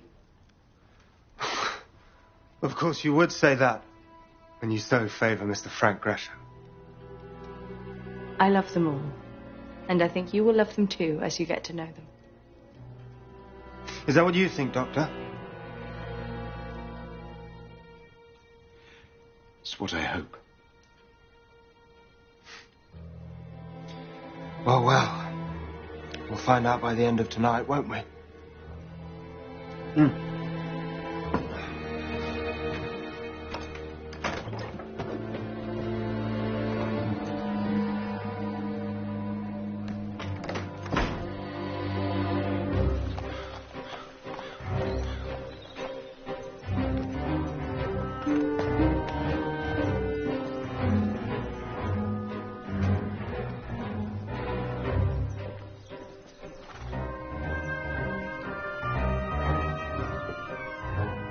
Sir Louis Scatcherd and Dr. Thorne. Dear God, it is worse than I thought. Thorne, you are the best fellow breathing. I have hardly deserved this. Thank you. Now, don't hurry your hellos to the doctor, Mr. Gresham. I am only a baronet, after all. We are honoured to have you here this evening, Sir Louis. I was curious. We have never met before, but I've often read your name in my accounts.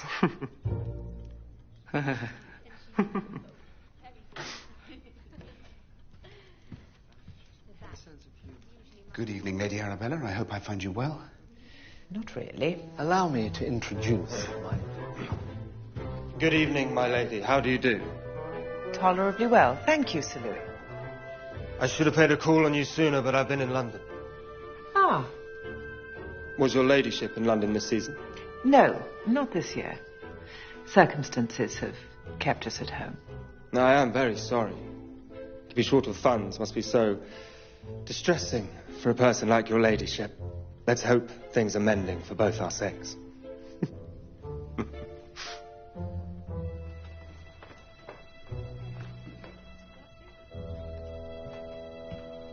Do you hunt, Sir Louis?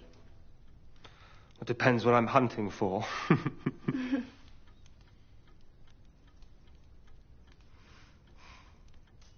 I gather you and your sister are both unmarried, Miss Gresham. Well, my sister is engaged to Mr. Oriel, but I suppose I am. I can see I shall have to watch out. Watch out for what? An unmarried girl in pursuit of a rich baronet. We've needed you, Sir Louis, to shake us up in our country ways.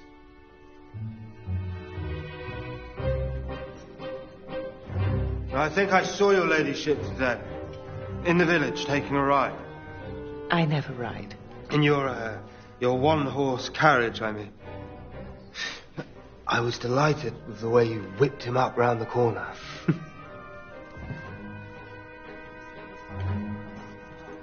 A good-looking country round here. Yes, very. I hardly know which I like best. This or my own place of Boxall Hill. You have the advantage here in trees, but as to the house, you'd hardly know the place now, Lady Arabella, if you haven't seen it since my governor bought it. Now, how much do you think he spent? Well, guess, my lady. I never guess. I'll tell you because I like to be precise. It cost £22,419, 4 shillings and 8 pence. It's a tidy sum. Hey, my lady, isn't it a tidy sum? Lady Arabella?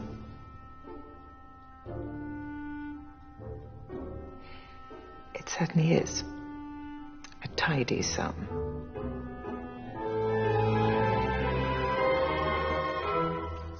You know, you parsons have the luck.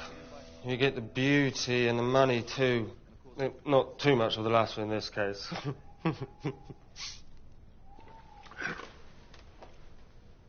Poor Mr. Gresham. He's been a fool.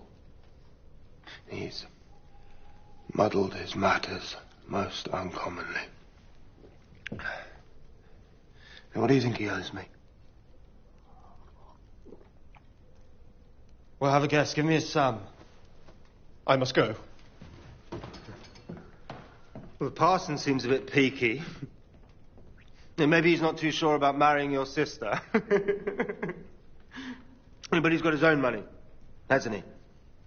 Yeah, she's short of a bob or two. He has more than his bare living. Yes, Sir Louis.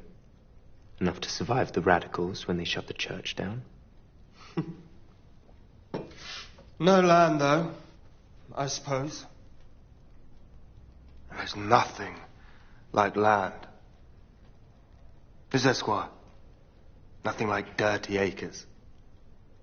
Now, while I've got your ear, Squire, don't let's get bogged down in lawyers like Mr. Gaesby here. I beg your pardon. No, I only mean that we're all tottered now. Squire, I have you down in my books for near on £100,000, and I... Will you hold your tongue, sir? Hold my tongue? Don't tell me to hold my tongue. No, I am not the fool you think me, Doctor. Or you, Mr. Gresham. I know what I'm owed, and I know when I can call it in. Down to the last penny. Perhaps we should join the ladies. No, he cannot join the ladies, not in this state. The rest of you go. I'll wait for the fly and take Sir Louis home. I'm always happy to see the ladies. Please apologize to Lady Arabella. What for? What's the matter with her? I think I'll go through. No, sir, you will stay here. What right do you speak to me in such a tone? Mr. Gresham, please go to the others. I knew what he was, and I am heartily ashamed for bringing him here. Thorne, we will wait for the fly together. And don't worry. I've seen a tipsy man before tonight.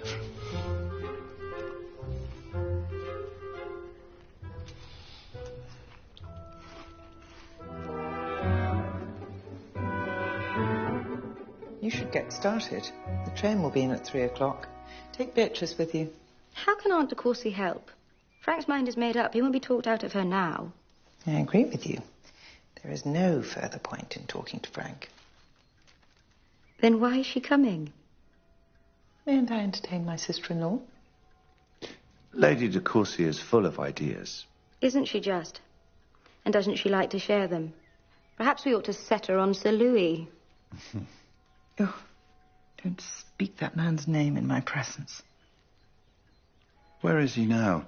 Vauxhall Hill. Beatrice says he never went back to London after that frightful dinner.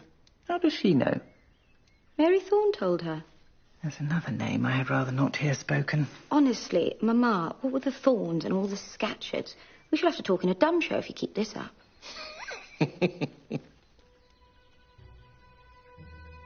Have you ordered the carriage?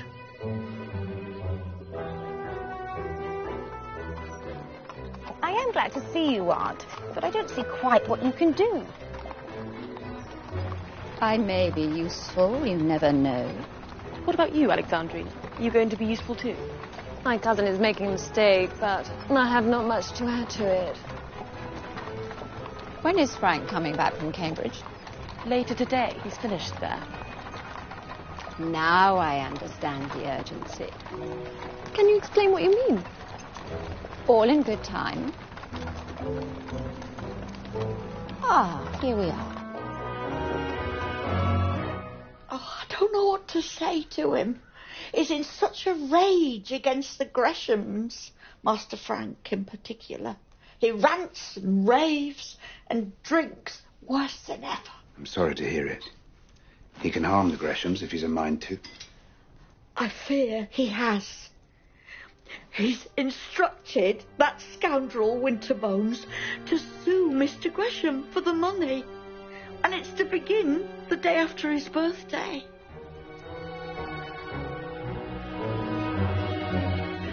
Do we know the cause of his fervour to be rid of us when he has no need of the money? That's where I feel some responsibility. I encouraged Mary to stay at Vauxhall Hill when she'd been dismissed from this house. I fear it allowed Sir Louis to fall in love with her. He's quite as passionate in his desire to make her his wife as Lady Arabella was to be rid of her. Then the fault is shared. We were the ones who made the village uncomfortable for poor Mary, and now we are to have our just deserts. How he must hate us. Well, certainly his anger against Frank is very great. What's this? Ah, my boy, you arrive at a melancholy hour. It would seem that on the very day of Sir Louis Scatcherd's birthday, he will call in the debt. But what has that to do with me? If he wants his money back, what am I to do with that? It is not quite so simple. He's in love with my niece. I cannot blame him.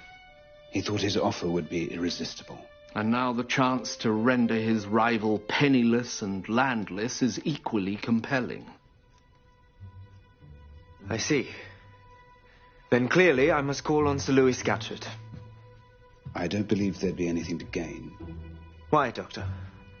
You say yourself that he's in love with Mary, and if any man living can understand that, it is me.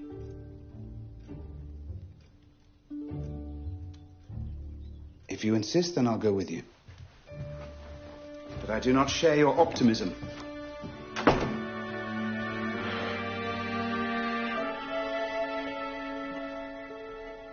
I hear Frank and Mary are to marry at once. So Frank says. He's quite set on it. Has Lady Arabella begun to accept the situation? No. She must have come round at last. You don't know my mother. They cannot change their minds now. She cannot hope they will. She'll hope they will until they leave the church. Is there no one who might convert Lady Arabella? Not Mr. Gresham? Papa is the very last man who could convince her of anything. Mr. Gazeby has a way with Mamma. Really? Oh, yes. Mr. Gazeby's quite marvellous at managing her. He's best with such tact. So everything in the garden is rosy.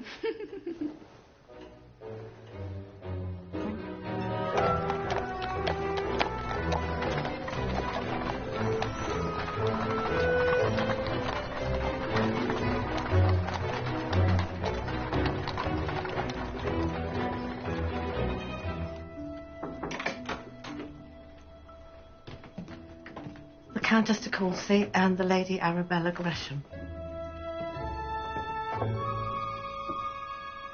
Is your uncle not at home, child? He sent a message. He has gone to Boxall Hill. It is just as well, since it is to you we wish to speak.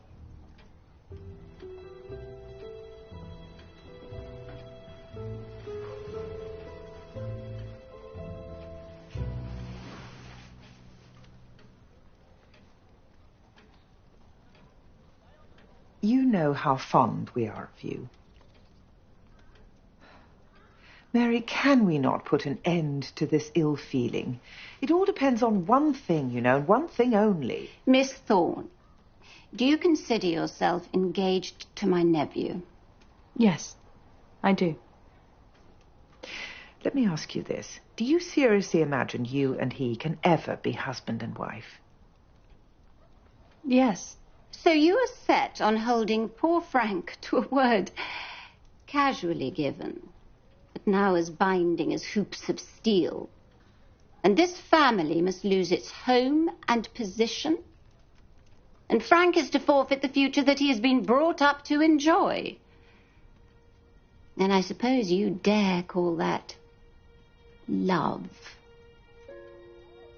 We both know Frank thinks he is honor bound to throw away his future. Only you can give him back what his life might have been by withdrawing from the field. You know what I say is true. Is the woman who prevents a man from ruining himself the one who truly loves him? Or the woman who holds on to him through thick and thin, cost what it may?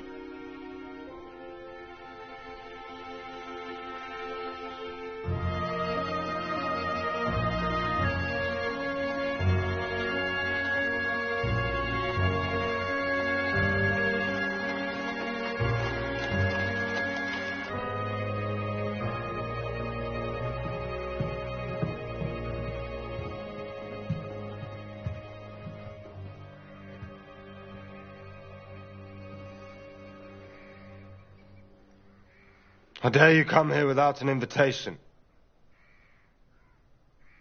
I invited them, Louis. At least I'm always pleased to see them both. It's my fault. I wanted to come. Why? Because I cannot bear to be the cause of my family's ruin. You're not the cause. Your father's debts are the cause. You would not treat him with such harsh measures were it not... Say it. Master Frank is only trying... Say it! He thinks your decision may have something to do with the fact that he is marrying my niece. Well, why shouldn't he marry your niece? Or any other girl who's not afraid of life with a beggar. I don't see why we must fall out. Is she not? When she takes the nothing that you offer her over everything that I laid at her feet. Miss Thorne appreciated the care you took of her, Louis. Silence! You unnatural woman! Who prefers this wolf cub over your own child? Indeed, I do not. And you, Dr. Thorne, my guardian, who was so very anxious to guide me, but who couldn't control the sneer on your face when I told you of my plans. I didn't sneer. I did not think you would suit each other. Not suit? To take the niece of a country doctor and make her the equal of any lady in the county, not suit. I'm sure Mary was very conscious of the honor you paid her. Was she? But she and I, we've grown up together. We've known each other since we were children. Well, you've not known me. Not any of you. There's no Gresham or Thorne who would call themselves a friend of Louis Scatcherd. Sir Louis, there is no man living who understands more clearly the pain you're feeling. No pity, no pity. I forbid it. I will not let you pity me. I will not. So fetch my horse. Right you are, sir. Joe, come back.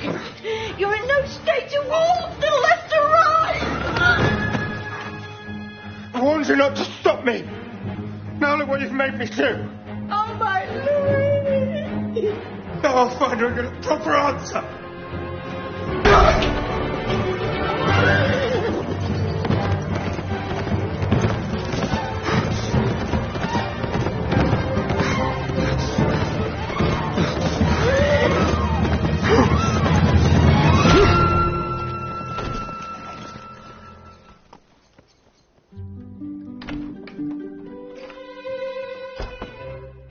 Mamma is back from her errand with Aunt de Courcy, but they are still very tight-lipped about it. I don't at all know why we were sent for. I thought the question of Frank and Miss Thorne was settled. I cannot help you. Mamma has been most mysterious. No doubt we'll find out soon enough.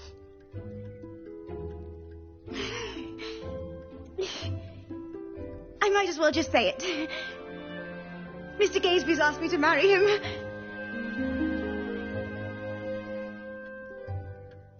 What? He came to me yesterday evening, before dinner. He told me he felt the warmest love, the most profound admiration, and the deepest respect. Did he? Indeed. He was quite honest. He owned that his ambition was to ally himself with a family above his own rank as a way of advancing himself. He wishes to enter Parliament. Does he? I never thought Mr. Gazeby was in need of a wife. I never thought that before this moment. I think we should be happy. And were he to enter Parliament, there'd be no end of things for me to do. Interesting things. Worthy things. It would be a full life. I'm sure it would. Although I would not have thought the wife of a politician condemned to watch him scramble up the greasy pole much to be envied. So you do not approve? Augusta, think. Do you honestly believe Papa would receive an estate agent for a nephew? Lord de Courcy's always been very kind to me. And he is fond of you, but there are limits for a man used to the etiquette of the court. You mean because Mr. Gazeby works for his living? You say he's an honourable man, and so he is, but so is Mr. Scraggs the butcher, or the man who cleans the billiard room. They're clearly not dishonourable. Does that mean they're fit to dine at the high table? So I must refuse him? My dear, I did not agree with Mr. Moffat, but he at least possessed a large fortune. What have we here? I know what I must do. Thank you, Alexandrina. Take a horse from the stables, ride to my house, tell Mary what's happened. I'll bring Lady Scatcherd home with me in the carriage, and then I'll send it on to Greshamsbury. Will she want to leave Sir Louis? He will not be Sir Louis then, but only a shell of what he once was. You think there's no hope? There's none whatsoever. His lung was punctured in the fall. His struggle will soon be over. A sad death to end a sad life. I wonder if his words were true and I failed in my duty towards him. You did your best. Sir Louis Scatcherd was damaged beyond repair before you laid eyes on him. Even so, I should have done more. I could have done more. Doctor! Come quickly! Go, tell Mary everything. Dr. Thorne! Rest, Sir Louis, I beg you.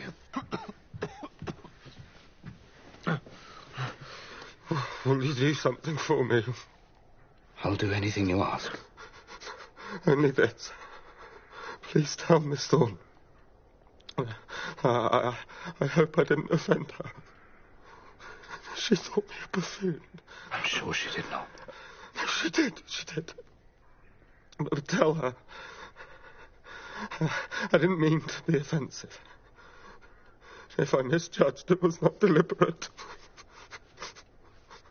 Please don't talk anymore. Save your strength. But for what? Dr. Thorne. For what?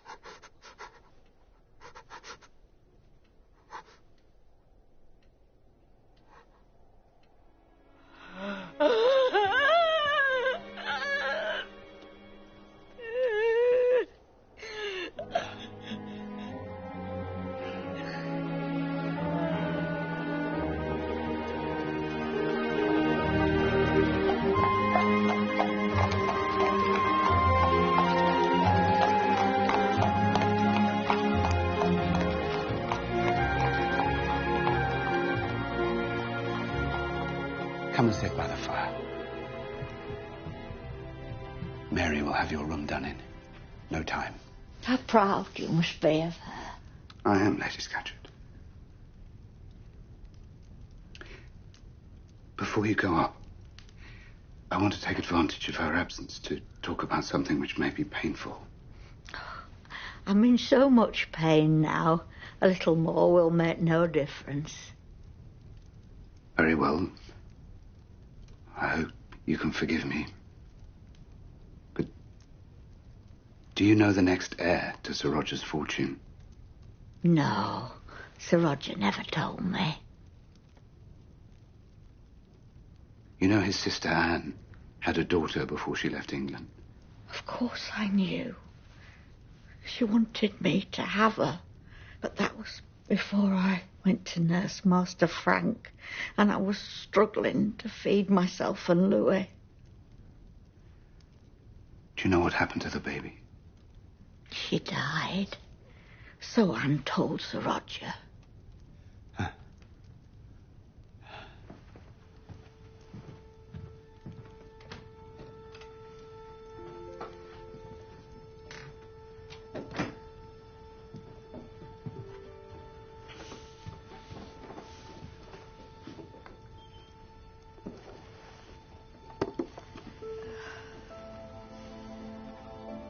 How did you get this?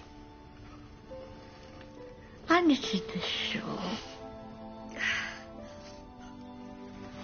I gave the medal to Anne's child for luck. I, Anne Scatcherd, give my baby daughter Mary into the charge of her late father's brother, Dr. Thomas Thorne of Greshamsbury. But that was... Me. I'm the man that gave the child shelter. Sir Roger and Sir Louis's heiress is Mary Thorne. Mary? Oh, but did Sir Roger know it? Yes. He knew she was his niece. He gave her his blessing. Then I think I can bear the pain. Janet, where is my uncle? Please, let's say no more.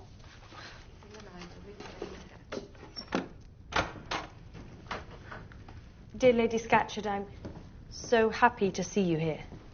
Everything's ready if you'd like to go upstairs. Janet will take you, and I'll be in to say goodnight. Thank you, my dear. Thank you. If you'd like to come this way, Lady Scatcherd. Was it very terrible? It was pitiable. It was more pitiable than you could know. I bore him no ill will. May he rest in peace. And now we must do everything we can for his mother. Uncle.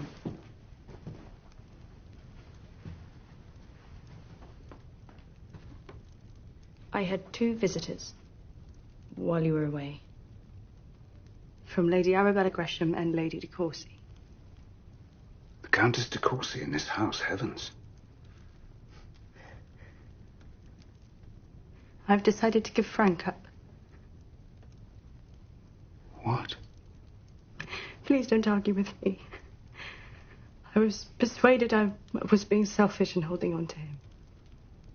My dear, Lady Arabella and Lady de Courcy are a pair of snobbish, selfish old crones. That may be true, but that does not make everything they say untrue. When will you tell him? I told him this afternoon, while you sent him with news of Sir Louis. How did he take it? He refused to accept it. But that will pass. And he will be free to do his duty. I doubt that. I won't change.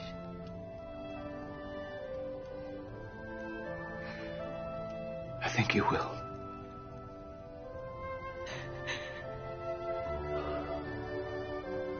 Come on. I'll take a new look at things tomorrow. So, Sir Louis is dead, and we are cast adrift again.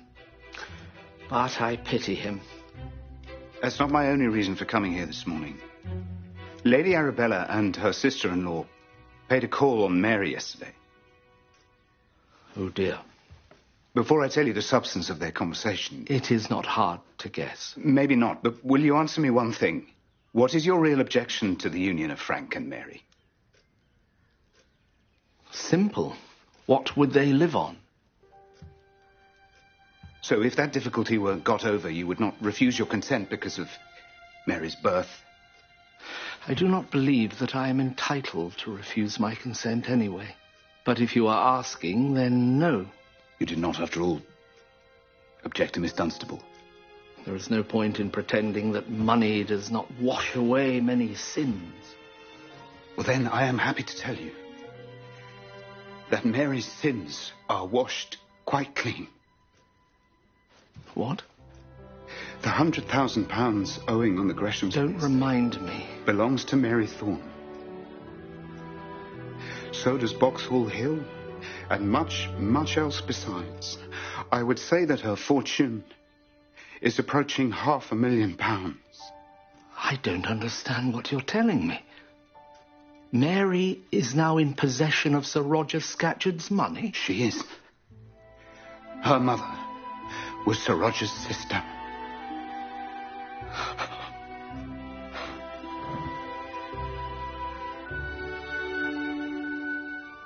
You must tell Lady Arabella. Say I sent you in to treat her, and then tell her the news. I will.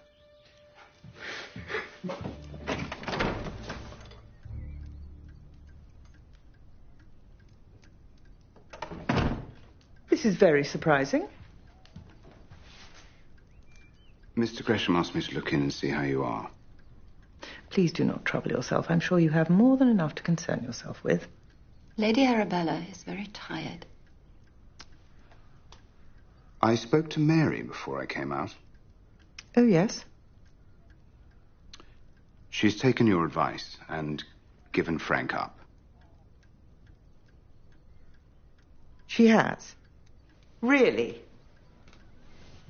Then, Dr. Thorne, we have no further need to quarrel. Thank you for this news. Thank you. What a sensible girl. She is a credit to you.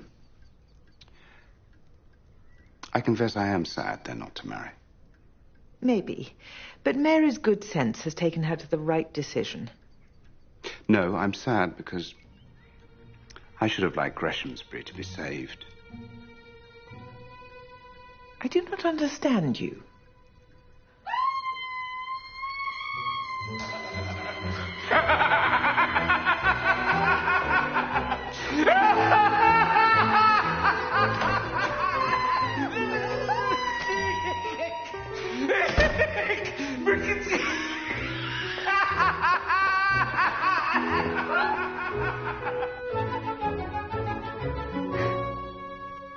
To me? To you. Anne Scatcherd was your mother. You are Sir Roger's niece and Sir Louis's first cousin.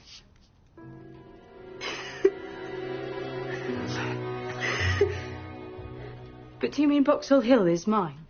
Boxhall Hill and Greshamsbury and plenty more besides. Plenty. Does Frank know? I've told the Squire and Lady Arabella, so he'll know by now. A carriage has arrived, Doctor. That's sooner than I was expecting. I suppose Lady Arabella is eager to make amends. How shall I face her? You don't have to see her at all. Oh, yes, I do.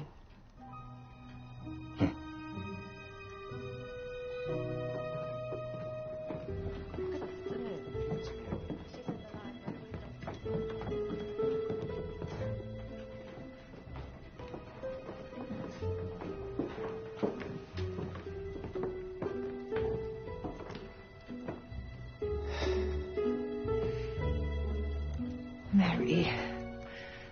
Dear, dear Mary. How do you do, Lady Arabella? My daughter, my child, my Frank's own bride.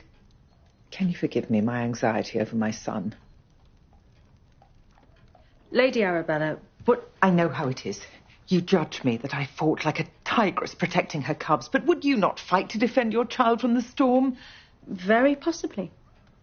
Shall I rend my garments and throw myself down into the dust to show you my remorse? Mamma, if you would stop your gushing for a moment, I believe Mary is entitled to a word on the subject. But I wish to make... Hush, my dear. Frank is quite right. Mary, we have behaved very badly towards you in the past, and there is no need for you to pretend otherwise. That's all over now. I will not criticize a mother for loving her son, but I hope you will not criticize me for loving him too. Of course, now that we are no longer engaged. What? We broke it off after you begged me to do so. Oh, no! That was before. Frank, what are you thinking of? I order you to marry this charming girl. You order me to marry Mary, Mamma. As I always would have if only circumstances had been different, which they now so happily are. Quiet, Belle. You have got off lightly.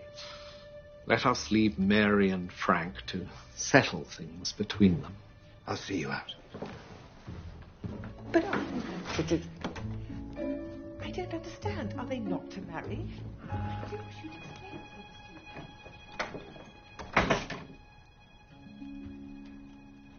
Will you follow your mother's orders? Very willingly, if you'll allow it. I had intended to go away, to help you forget me. That would never have worked. I should have pursued you to the ends of the earth. But now I won't have to. No. Now you won't have to.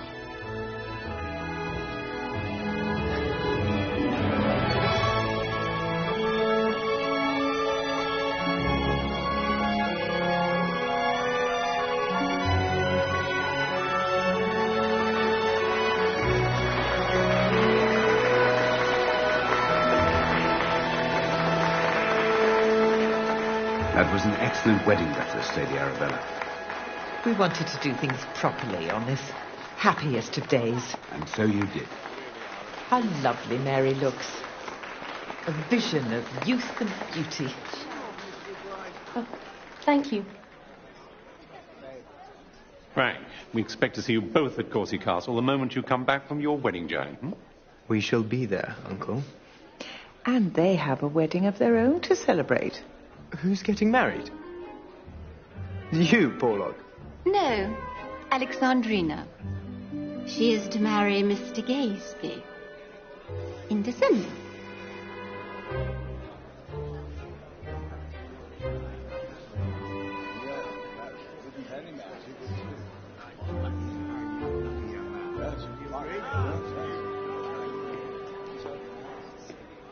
I hope you don't regret your chance to enter on the arm of the groom. Certainly not, Dr. Thorne. I'm happy where I am. When will you return to America? You think I should be done with my husband hunting then? Is it hunting or drag hunting? What do you mean? With you as the lure, I sense plenty of excitement in the chase, but no chance of a kill at the end of it. Well, you prefer to catch your quarry, Dr. Thorne. I prefer a proper resolution, Miss Dunstable, yes. I hope you won't hold that against me. On the contrary, Dr. Thorne. Quite on the contrary.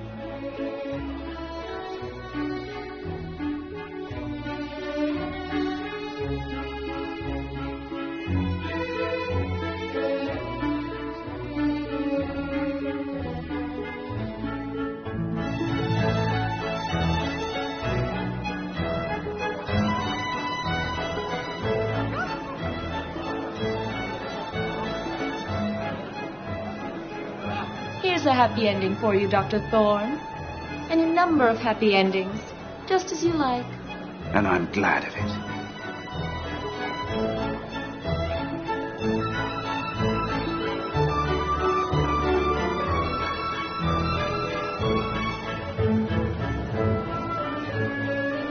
Now, what do you say we take a turn around the floor ourselves, Miss Dunstable? I should be delighted, Dr. Thorne.